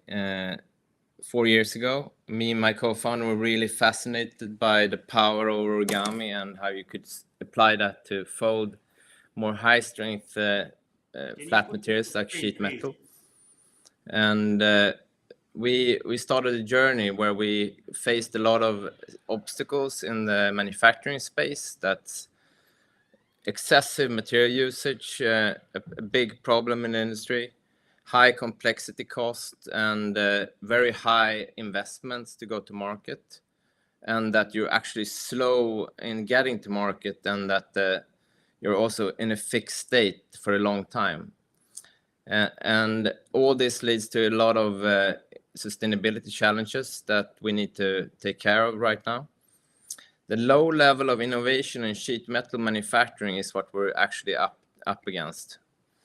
And when it comes to the market, it's a huge market for green manufacturing right now. That's growing a lot in all sectors, since sheet metal is all over. We use it in cars, bikes, trains, airplanes, etc. And what we really wanted to tackle was the material utilization. So we started with actually working with curve folding, and as a way to actually build stronger structures through origami. We've seen use cases that we reduced the cost by 23% per unit, and up to 50% CO2 emissions reduced per unit as well. This could lead to a disruptive 1 trillion CO2 emissions reduction. And at the moment, we have a huge traction, 90% inbound projects from big players that we're working with at the moment, like Volkswagen, Nissan, Polestar, Honda, Alstom, Daimler, Volvo, and Schmitz Cargo. And the way we approach this is on a licensing level. So we want to pilot our solution and provide production blueprints for our hardware, and enable the designs through our Steelware software that provides machine learning as well. And we don't do this alone. We work with ABB and Magna and Autodesk to provide a solution to market. And our core business model that we're seeing in front of us is licensing fees and AI-powered CAD and CAM software. We have established a strong IP portfolio with granted IP in Europe across 20 countries. Now, next couple of days, we're also granted in the US. We have patents pending in China, India, and Asia. We're seeing a 50 million revenue target in 5 years, and we're targeting $100 million valuation in that time. And we're looking at the 50% annual growth rate. And this is enabled through spreading technology through partners and licensing and working with global companies to really get the momentum going. We're a team of 12 people in Stockholm right now. We're a small team that are currently building the solutions and taking it to market. We're a mix of software, design, and engineering backgrounds. We have a strong background in entrepreneurship from before. And that's it from me. Thank you. Let's fold the greener future. Okay. Okay. Thank you, Jonas. I think you're right on time. I see also your alarm going on. And I have a question from the audience. And the question is your technology able to sustain short time cycles as it is in automotive? We're working on getting higher volume and time cycles as well, and that's we're not there yet, but we're now facing more low and mid volume up to 20,000 units, and we're working towards 100,000 units in the next year and going forward. So automotive is on our radar. We're working a lot with automotive players to provide solutions. Okay. Thank you so much, Jonas. It was a pleasure hearing your technology and your innovation that you're bringing into this sector. So Thank you. Thank you so much.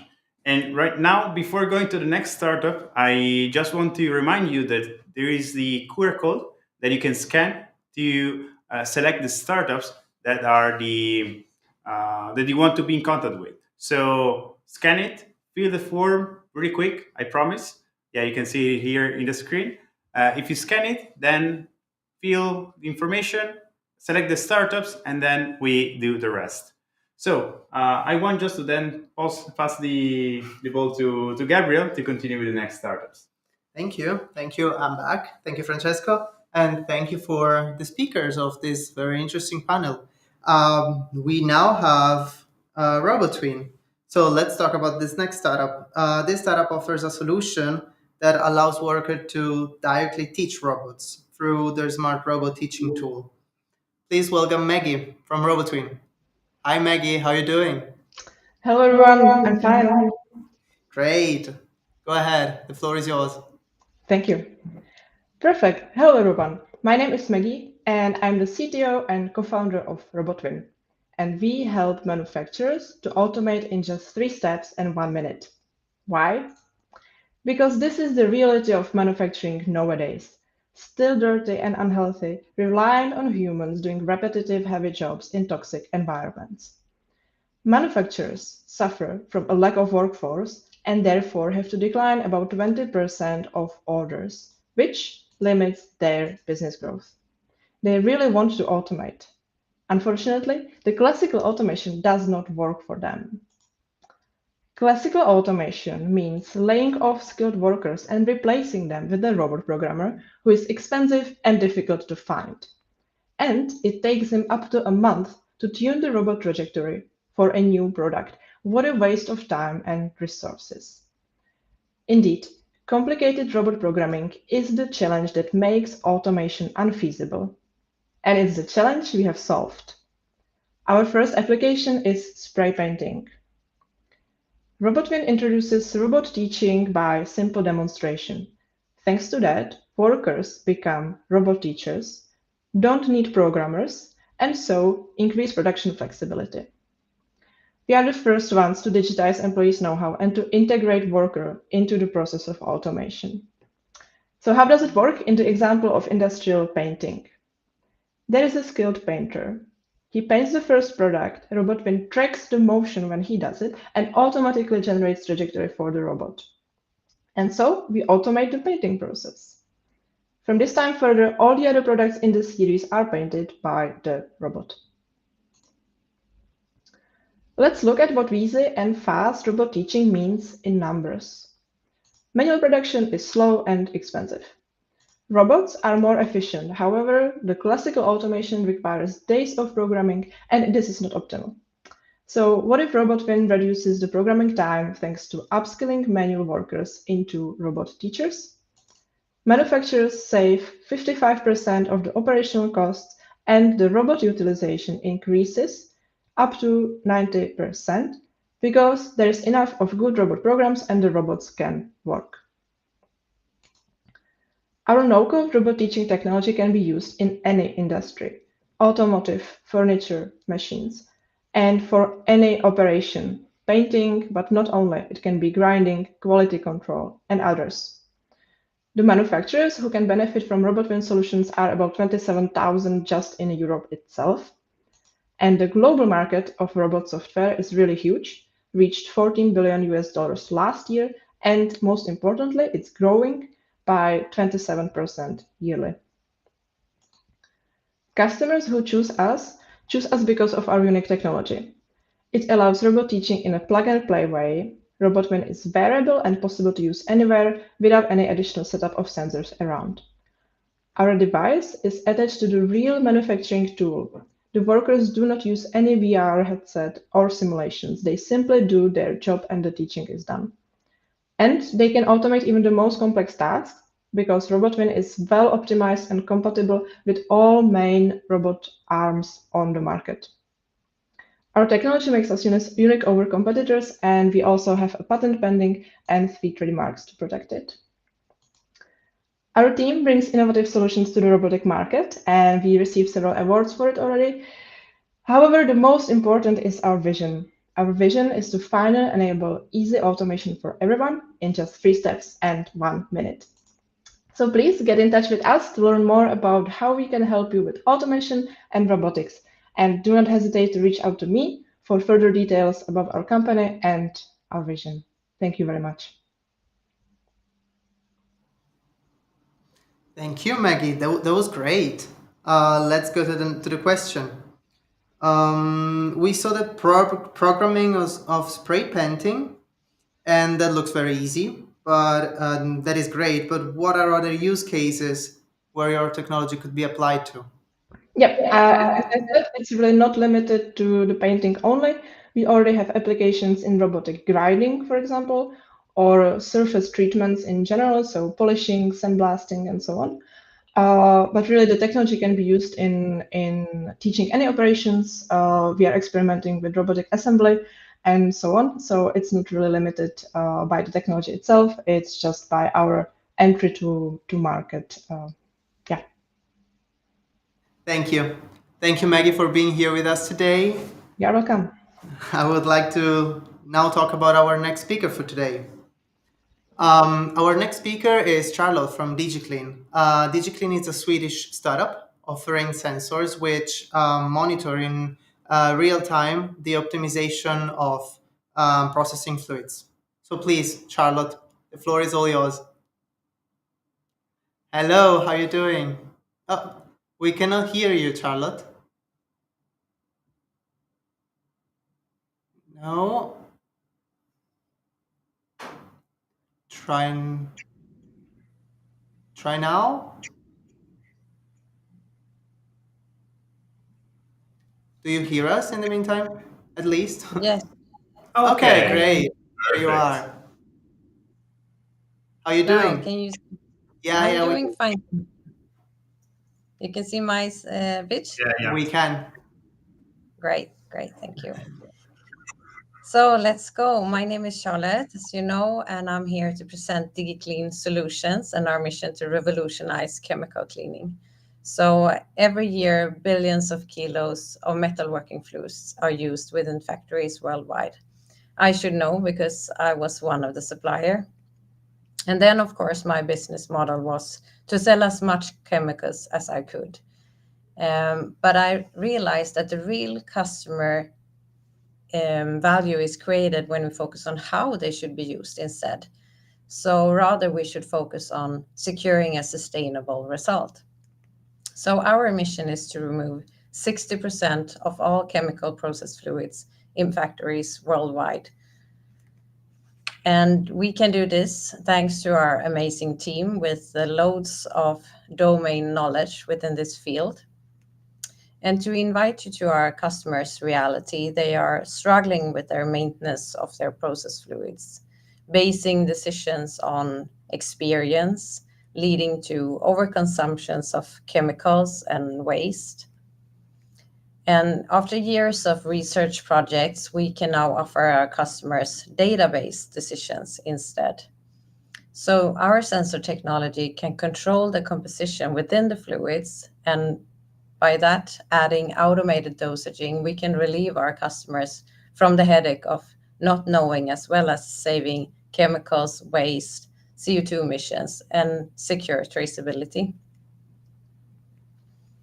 And even though I love talking about our solution, I think the impact that our customer journeys shows is the most interesting part.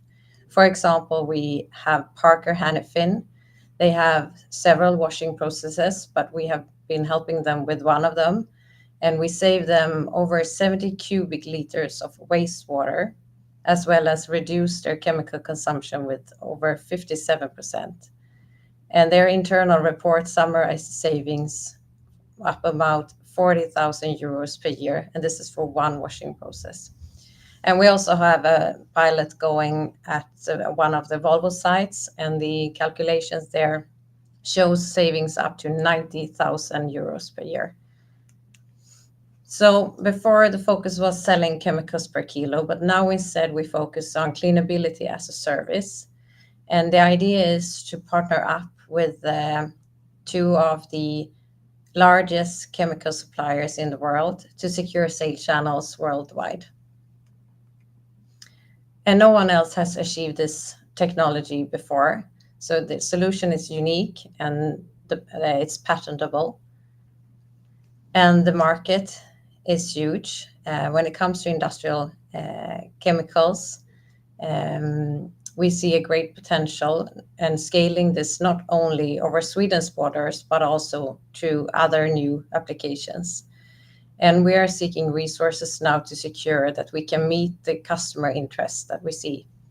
We also see a pull effect from legislation such as CSDR, ESG, and also digital product passports, and also the new demands when it comes to the electrification, meaning higher demands when it comes to technical cleanliness.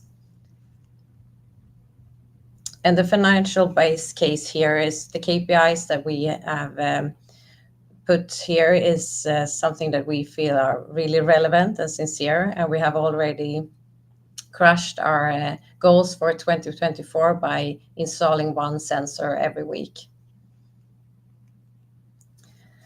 So the question is if you want to join us. Thank you for listening.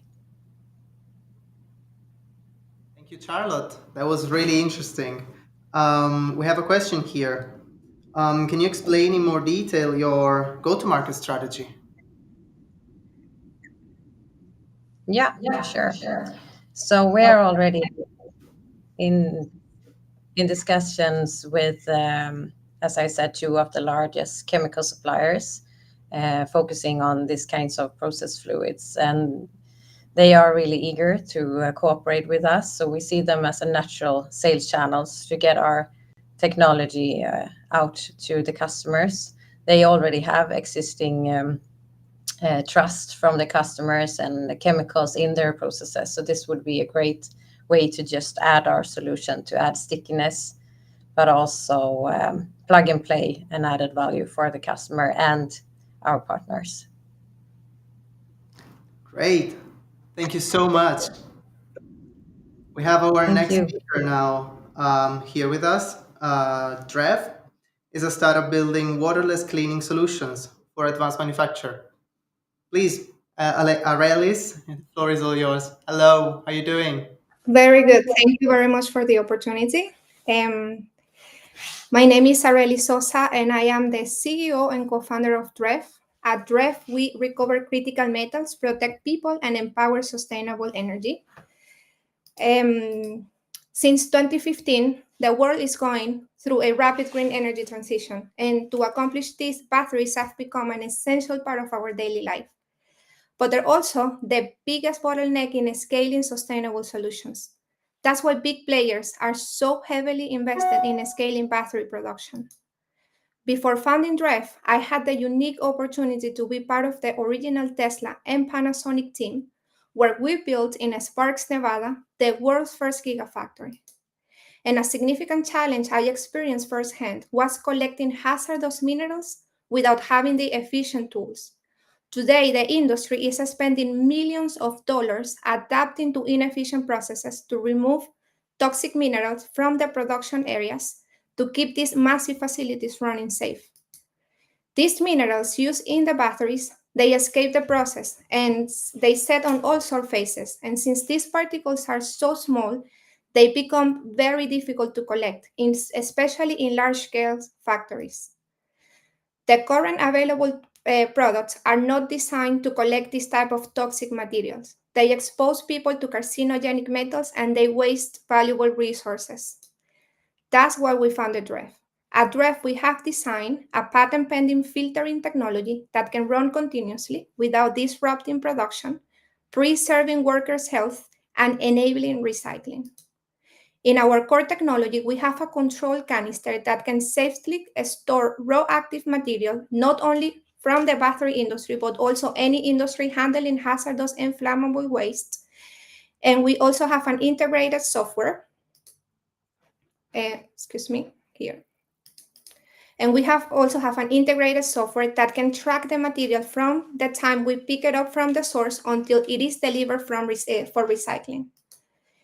Our unique selling point is not only our experience and holistic service, but also the integration of 4 main technologies that are necessary to make this complex task safer and more efficient, not only for the process, but also for the people involved. With one of these units, we can cover 300 square meters per day, and based on the results from our pilot projects, we estimate that we can collect around 12 kilos of valuable material per machine per day from a medium contaminated area. With our business model, we evaluate our customers' needs, we provide and install our products, and offer ongoing support with the material recovery and product maintenance. We are also contributing with an important closed-loop system, transforming waste into valuable resources. And this year, we started 3 pilot projects with lead customers in the US and Europe, proving the concept for material recovery and employee health. We have 4 service agreements in the pipeline when we can start covering 30,000 square meters per day by Q4 next year. Our obtainables market is projected to reach over 750 million in revenue, and we anticipate a total addressable market of 72 billion. At DREF, we're paving the way for a new global market. And to accomplish this, we have a world-class team with expertise in battery mass production, hardware, IP protection, and expertise in material recovery. We're taking actions today to support with an urgent and real challenge. And as we move forward, we're looking for investors to join us in our upcoming 3 million seed round and help us officially launch our first product in Q4 2025 with our scalable assembly manufacturing process in Gothenburg. Let's make it happen. Thank you. Thank you, Arlis. That was brilliant. But before I let you go, I have some questions here with me, and let me ask you one. With your technology, is it possible to reintegrate the collected material directly into production? We enable the recycling. So we basically take the material from the production areas. It can be from a recycling facility, and we send that to the recycling process. So the answer is like, we don't do recycling directly, we enable the recycling of the material. Okay, clear. Thank you, Arlis, for joining us today. Thank you. Our next speaker now is Ease. So I would like to welcome Christina. Ease is revolutionizing the way workers approach manual tasks, helping them with exoskeleton. Please, Christina, floor is all yours. Hi. Thank you very much. I'm very excited to be here. Great. We're also excited to hear you. So please go ahead. Okay. Hi, I'm Christina, and we are Ease, and we support workers because we know that human flexibility is irreplaceable in workplaces like manufacturing, logistics, and even on construction sites. And we believe that everyone deserves to work healthily. But those workplaces, they face a problem. Due to the heavy lifting and carrying, They have sick leave rates up to 25%, which costs us around 1% GDP or 145 billion euros every year. And with the ongoing shortage of workers and the demographic change, this issue will increase for companies. So our team decided to solve this problem. We have over 7 years of research in the field and analyzed over 100 workplaces. We even worked at these workplaces. We talked to the management and we talked to the workers to figure out what they really need. And with that knowledge and our expertise, we secured a governmental grant that helped us build a working prototype and generate 8 LOIs from potential customers, with even more to come.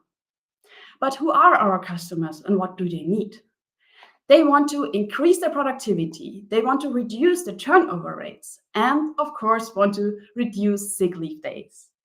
And we can achieve that by reducing the physical load on the worker. And our exoskeleton does this. It actively supports the arms and stabilizes the back during the lifting and the carrying. And even though our exoskeleton is unique, you have to understand there's more to successfully sell exoskeletons. Because you have to understand the first exoskeleton is always sold to the management for testing and piloting. But the second exoskeleton to be established in the company needs to be accepted by the workers. So only user acceptance generates repeated sales. And what do our users want? They want something that's easy and does not disturb them. So we built our system to be as easy to use and as slim as possible. So we grant more freedom of movement and are more lightweight than our competitors. And there's even more. Our system is the first one that is able to adapt to the user's needs in real time. With our generated sensor data and our trained algorithm, the system detects the attentions of the users in real time. So we keep the minds and the hands of our users free. But our market is fragmented. So to be able to fully satisfy it, we are already talking with partners who are really eager to distribute our value to their customers. We will start field testing in the beginning of next year. Then we will transform these field testing partners into pilot customers. And with the market entry, our system will be broadly available. Afterwards, we will scale up with said partners. And we are further generating resales by integrating big data and IoT solutions to make our customers' workplaces ready for Industry 4.0. Right now, we are starting a pre-seed round with 1.3 million euros, and we are applying for public grants around 300,000 euros. Most of this goes into HR and operational costs to produce our first product and to get our first paying customers. We are EASE, and we need 1.3 million euros to make our pilot happen, but we need your help to keep workers healthy. Thank you for your attention. Thank you, Christina. That was clear, but here we have a question for you. We know that the exoskeleton market is a quite busy one. So how is your technology different from other exoskeletons present in the market? So what you have to know about exoskeletons, that they have to be really specifically designed for their use cases. And there are other exoskeletons, of course, that are great in other use cases, like, for example, overhead work or bending down during lifting and carrying, during lifting things off the floor. We target at this one specific workplace where you have to lift and carry things with your arms. So we support the arms in a very lightweight way. And this sets us apart from the other exoskeletons. And so we are, in this way, very unique to our competitors, which are great in other areas, but we are in this one specific workplace, we are very unique. Thank you. That was a brilliant answer. Thank you for joining us today. Thank you very much. Bye-bye. Bye. So before going to the next ones, because I believe we do have some more very interesting cases, so stay tuned. I want to give the floor to Francesco. Okay, thank you, Gabriel. Just take over, but just to present the next startup that is working somehow in the same topic of giving and transforming the world in a better place. So I want to present you Sequestra. There's actually finding a way to utilize the CO2 that we are emitting constantly, and we are also capturing somehow. We are trying to capture, but they developed a really interesting technology to then use it and to, as I said before, transform a world in a better place. So welcome, Roberto from Sequestra. Hi, how Hi, are you? Francesco. Hi, Gabriel. I'm fine. Super excited to be here. Thank you. Okay, so the floor is yours. Please. Thanks. So yeah, my name is Roberto. I'm from Sequestra, and as Francesco said, our technology turns residues into carbon sinks. So if we compare the overall mass of all human beings on this planet, or the annually produced steel, to the amount of CO2 that we emit every year, we get a good sense of the magnitude of this challenge. Moreover, we need to remove all this CO2 from the atmosphere to limit climate change at the non-catastrophic level. However, current capacities are not even reaching 1% of that. This overarching problem sets especially industries under immense pressure. So at the one hand, they look at skyrocketing costs for CO2 credits. There are 11 billion tons of mineral residues accumulating and also causing increasing costs. And on the other side, the construction industry desperately looks for sustainable construction materials, but there are no technologies to produce them. We at Sequestra build an overarching solution to deal with all this triple problem space. And this solution is based on CO2 mineralization. So we provide a flexibly targeted solution, which is an industrial scale technology that allows the storage of CO2 in the industrial residue. The CO2 becomes basically artificial stone and is completely stable and permanently stored in this residue so that it can be used in other applications such as road or infrastructure construction. The potential, the CO2 reduction potential of this route is huge, and it translates to a market of 560 billion euros by 2030. However, we will target especially European industries, including the steel making industry, the waste incineration industry, and also cement. That also combines to a market potential of 1.5 billion euros in the first step. We will generate revenues in the first place through material analysis, in the second place through licensing our industrial scale technology, but very focused on the CO2 itself. So we earn money with every ton that's being stored through our technology that's being operated on a large scale in the industry.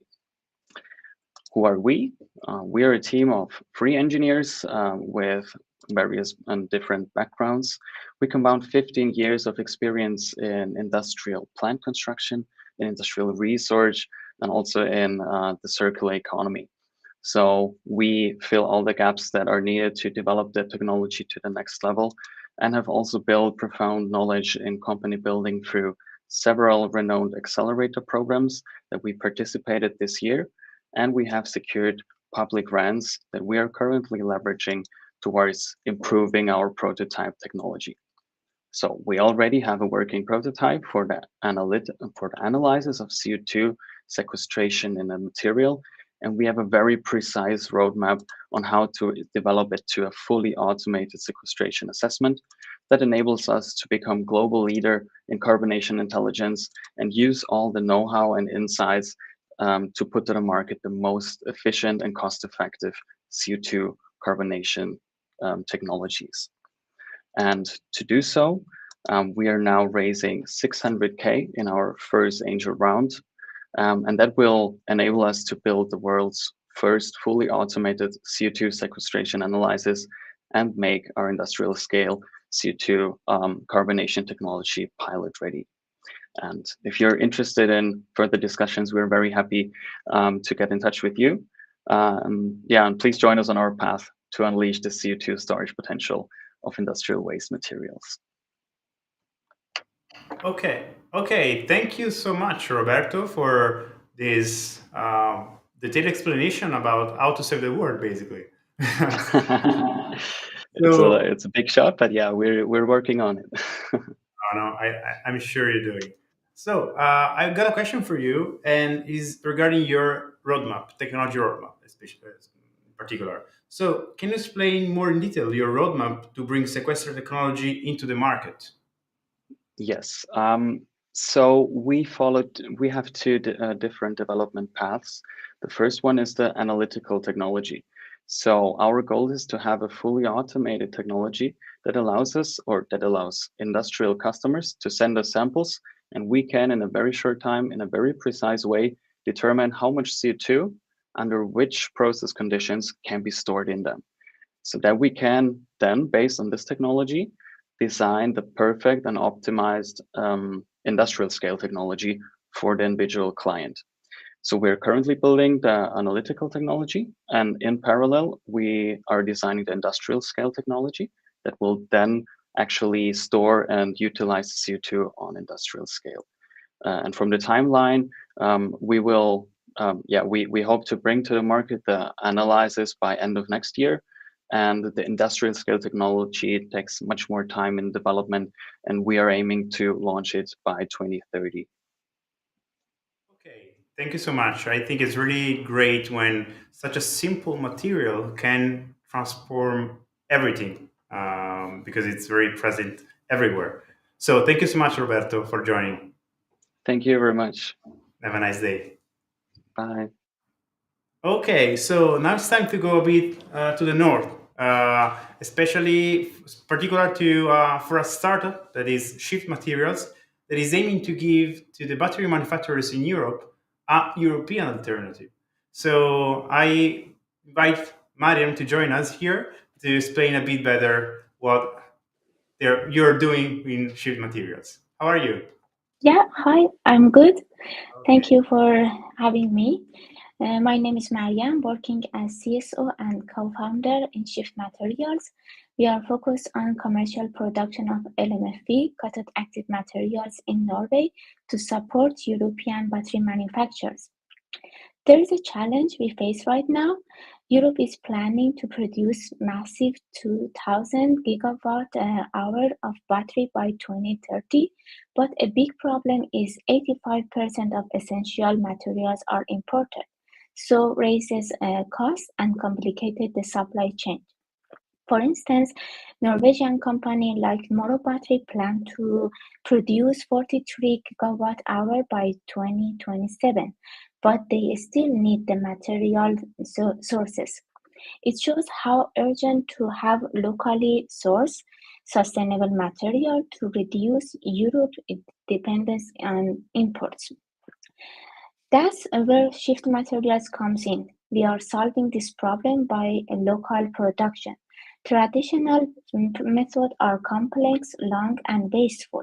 Our innovative one-pot process simplifies production, reducing energy and cutting waste by 5 times. Of course, we emphasize on green chemistry and local sourcing, making the supply chain cleaner and more efficient for Europe.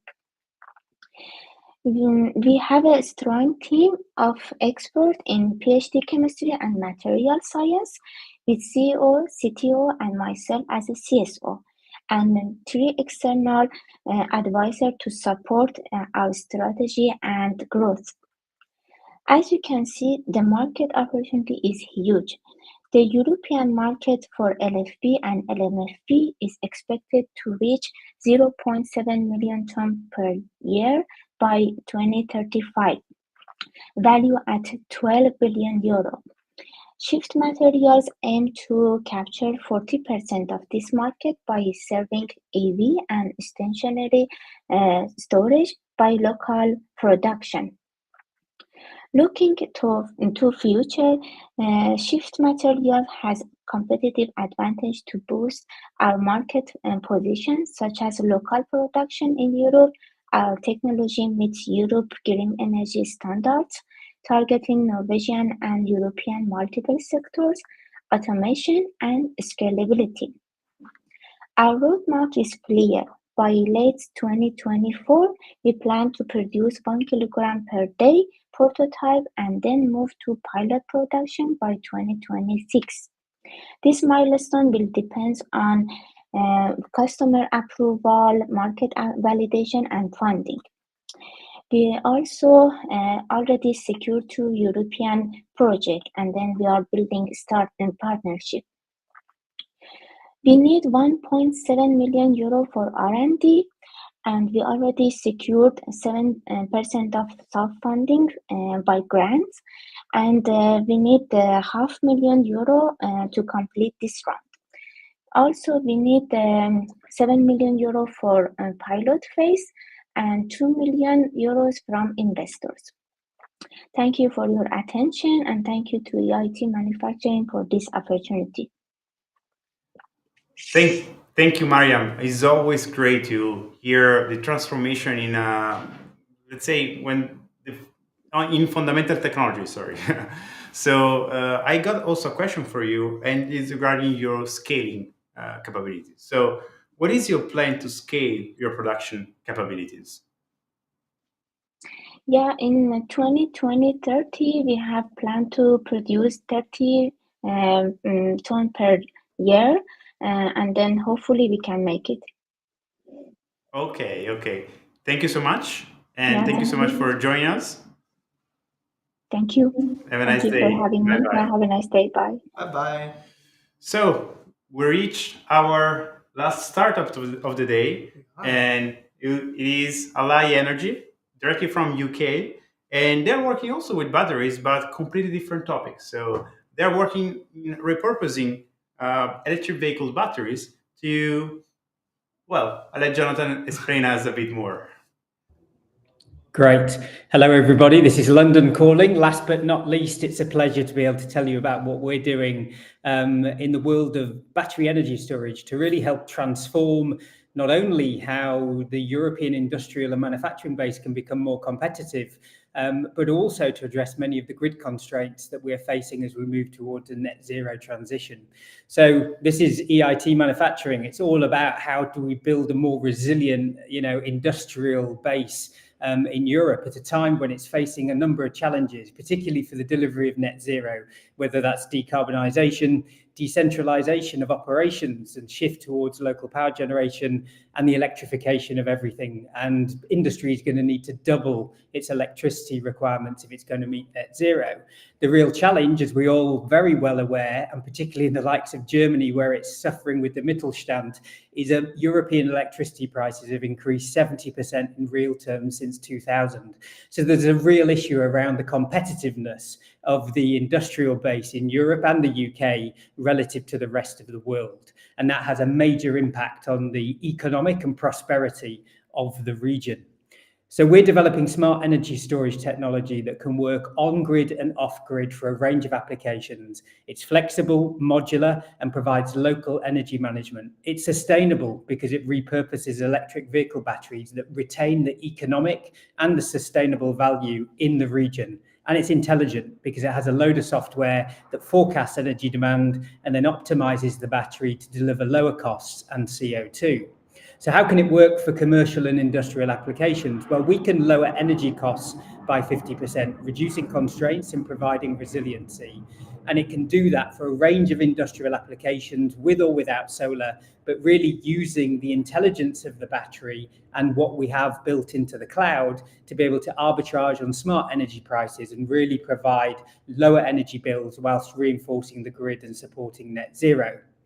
Now, we repurpose full electric vehicle batteries. We take these out of prematurely written off electric vehicles. So these aren't old batteries, they're almost new, and they're an untapped resource. Everyone talks about brand new batteries, everyone talks about recycling batteries, but nobody talks about the bit in the middle. So when we repurpose our whole battery packs, we make a system that's 2 to 2.5 times cheaper.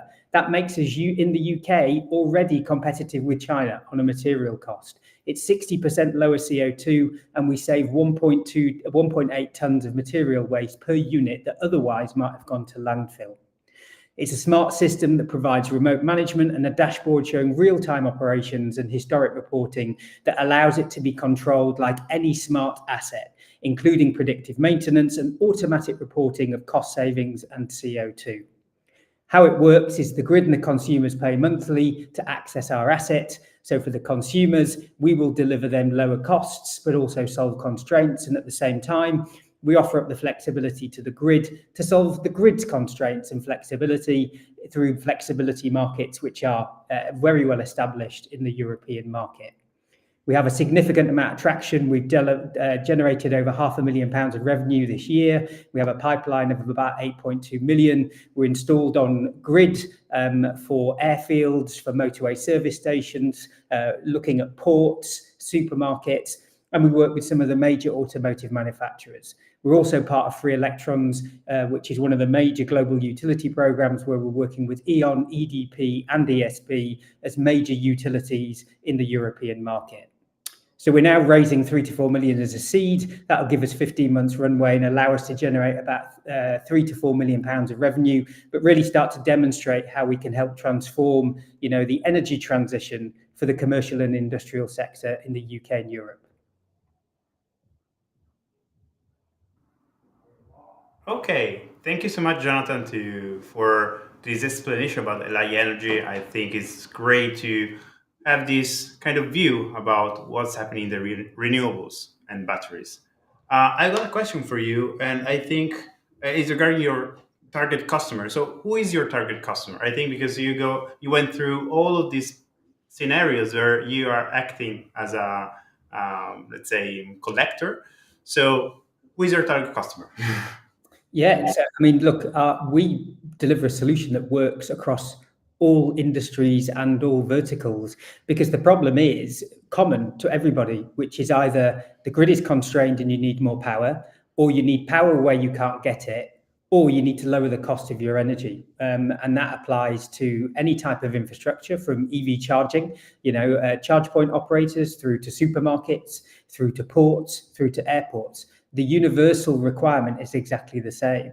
And therefore, today, as a B2B business, we deliver our solution to them directly. And with utility companies, of course, they can become a channel where we help them to then reach their customers and deliver them extra benefit over and above the provision of just the electricity to the end user. Okay, perfect. It was really, really clear. Thank you so much for joining us, and I hope the best for you. Thank you. Have a nice day. Okay, so we are reaching the end, but before leaving you, I just want to remind you to scan the QR code and where you can select the startup you would like to get in contact with. Really, really important. We're gonna then facilitate the intro meeting, the introduction with the startups, but it's really important then to fill the form really quick, I promise, and then select the startup that are more interesting for you.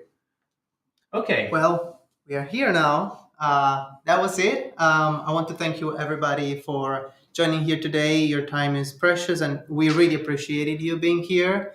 Of course, I also thank Francesco for co-hosting this one for me, and Startup Bootcamp for hosting us in this amazing office in Amsterdam, and also the team behind it working a lot to make this magic possible. So thank you, everybody. Okay, and also I want to thank the audience that stayed with us until now. I want to thank also the founders of this startup that we already just listened to. They're really bold in creating such a, let's say, amazing new technology in this very, very challenging sector. So I really appreciate that you're doing this kind of effort. Is not easy, and so really, really thank you. And also, just to completing, let's say, what you were the thank you to everybody, also to the mentors, the coach, to all the people that were involved in this program. That is really important to give the maximum support to the startups. Yeah, it was a 3-month program, so we have a lot of people to thank for. The program has been great. The startups, you saw them today, they are great. So thank you for being here. And let's say keep in touch.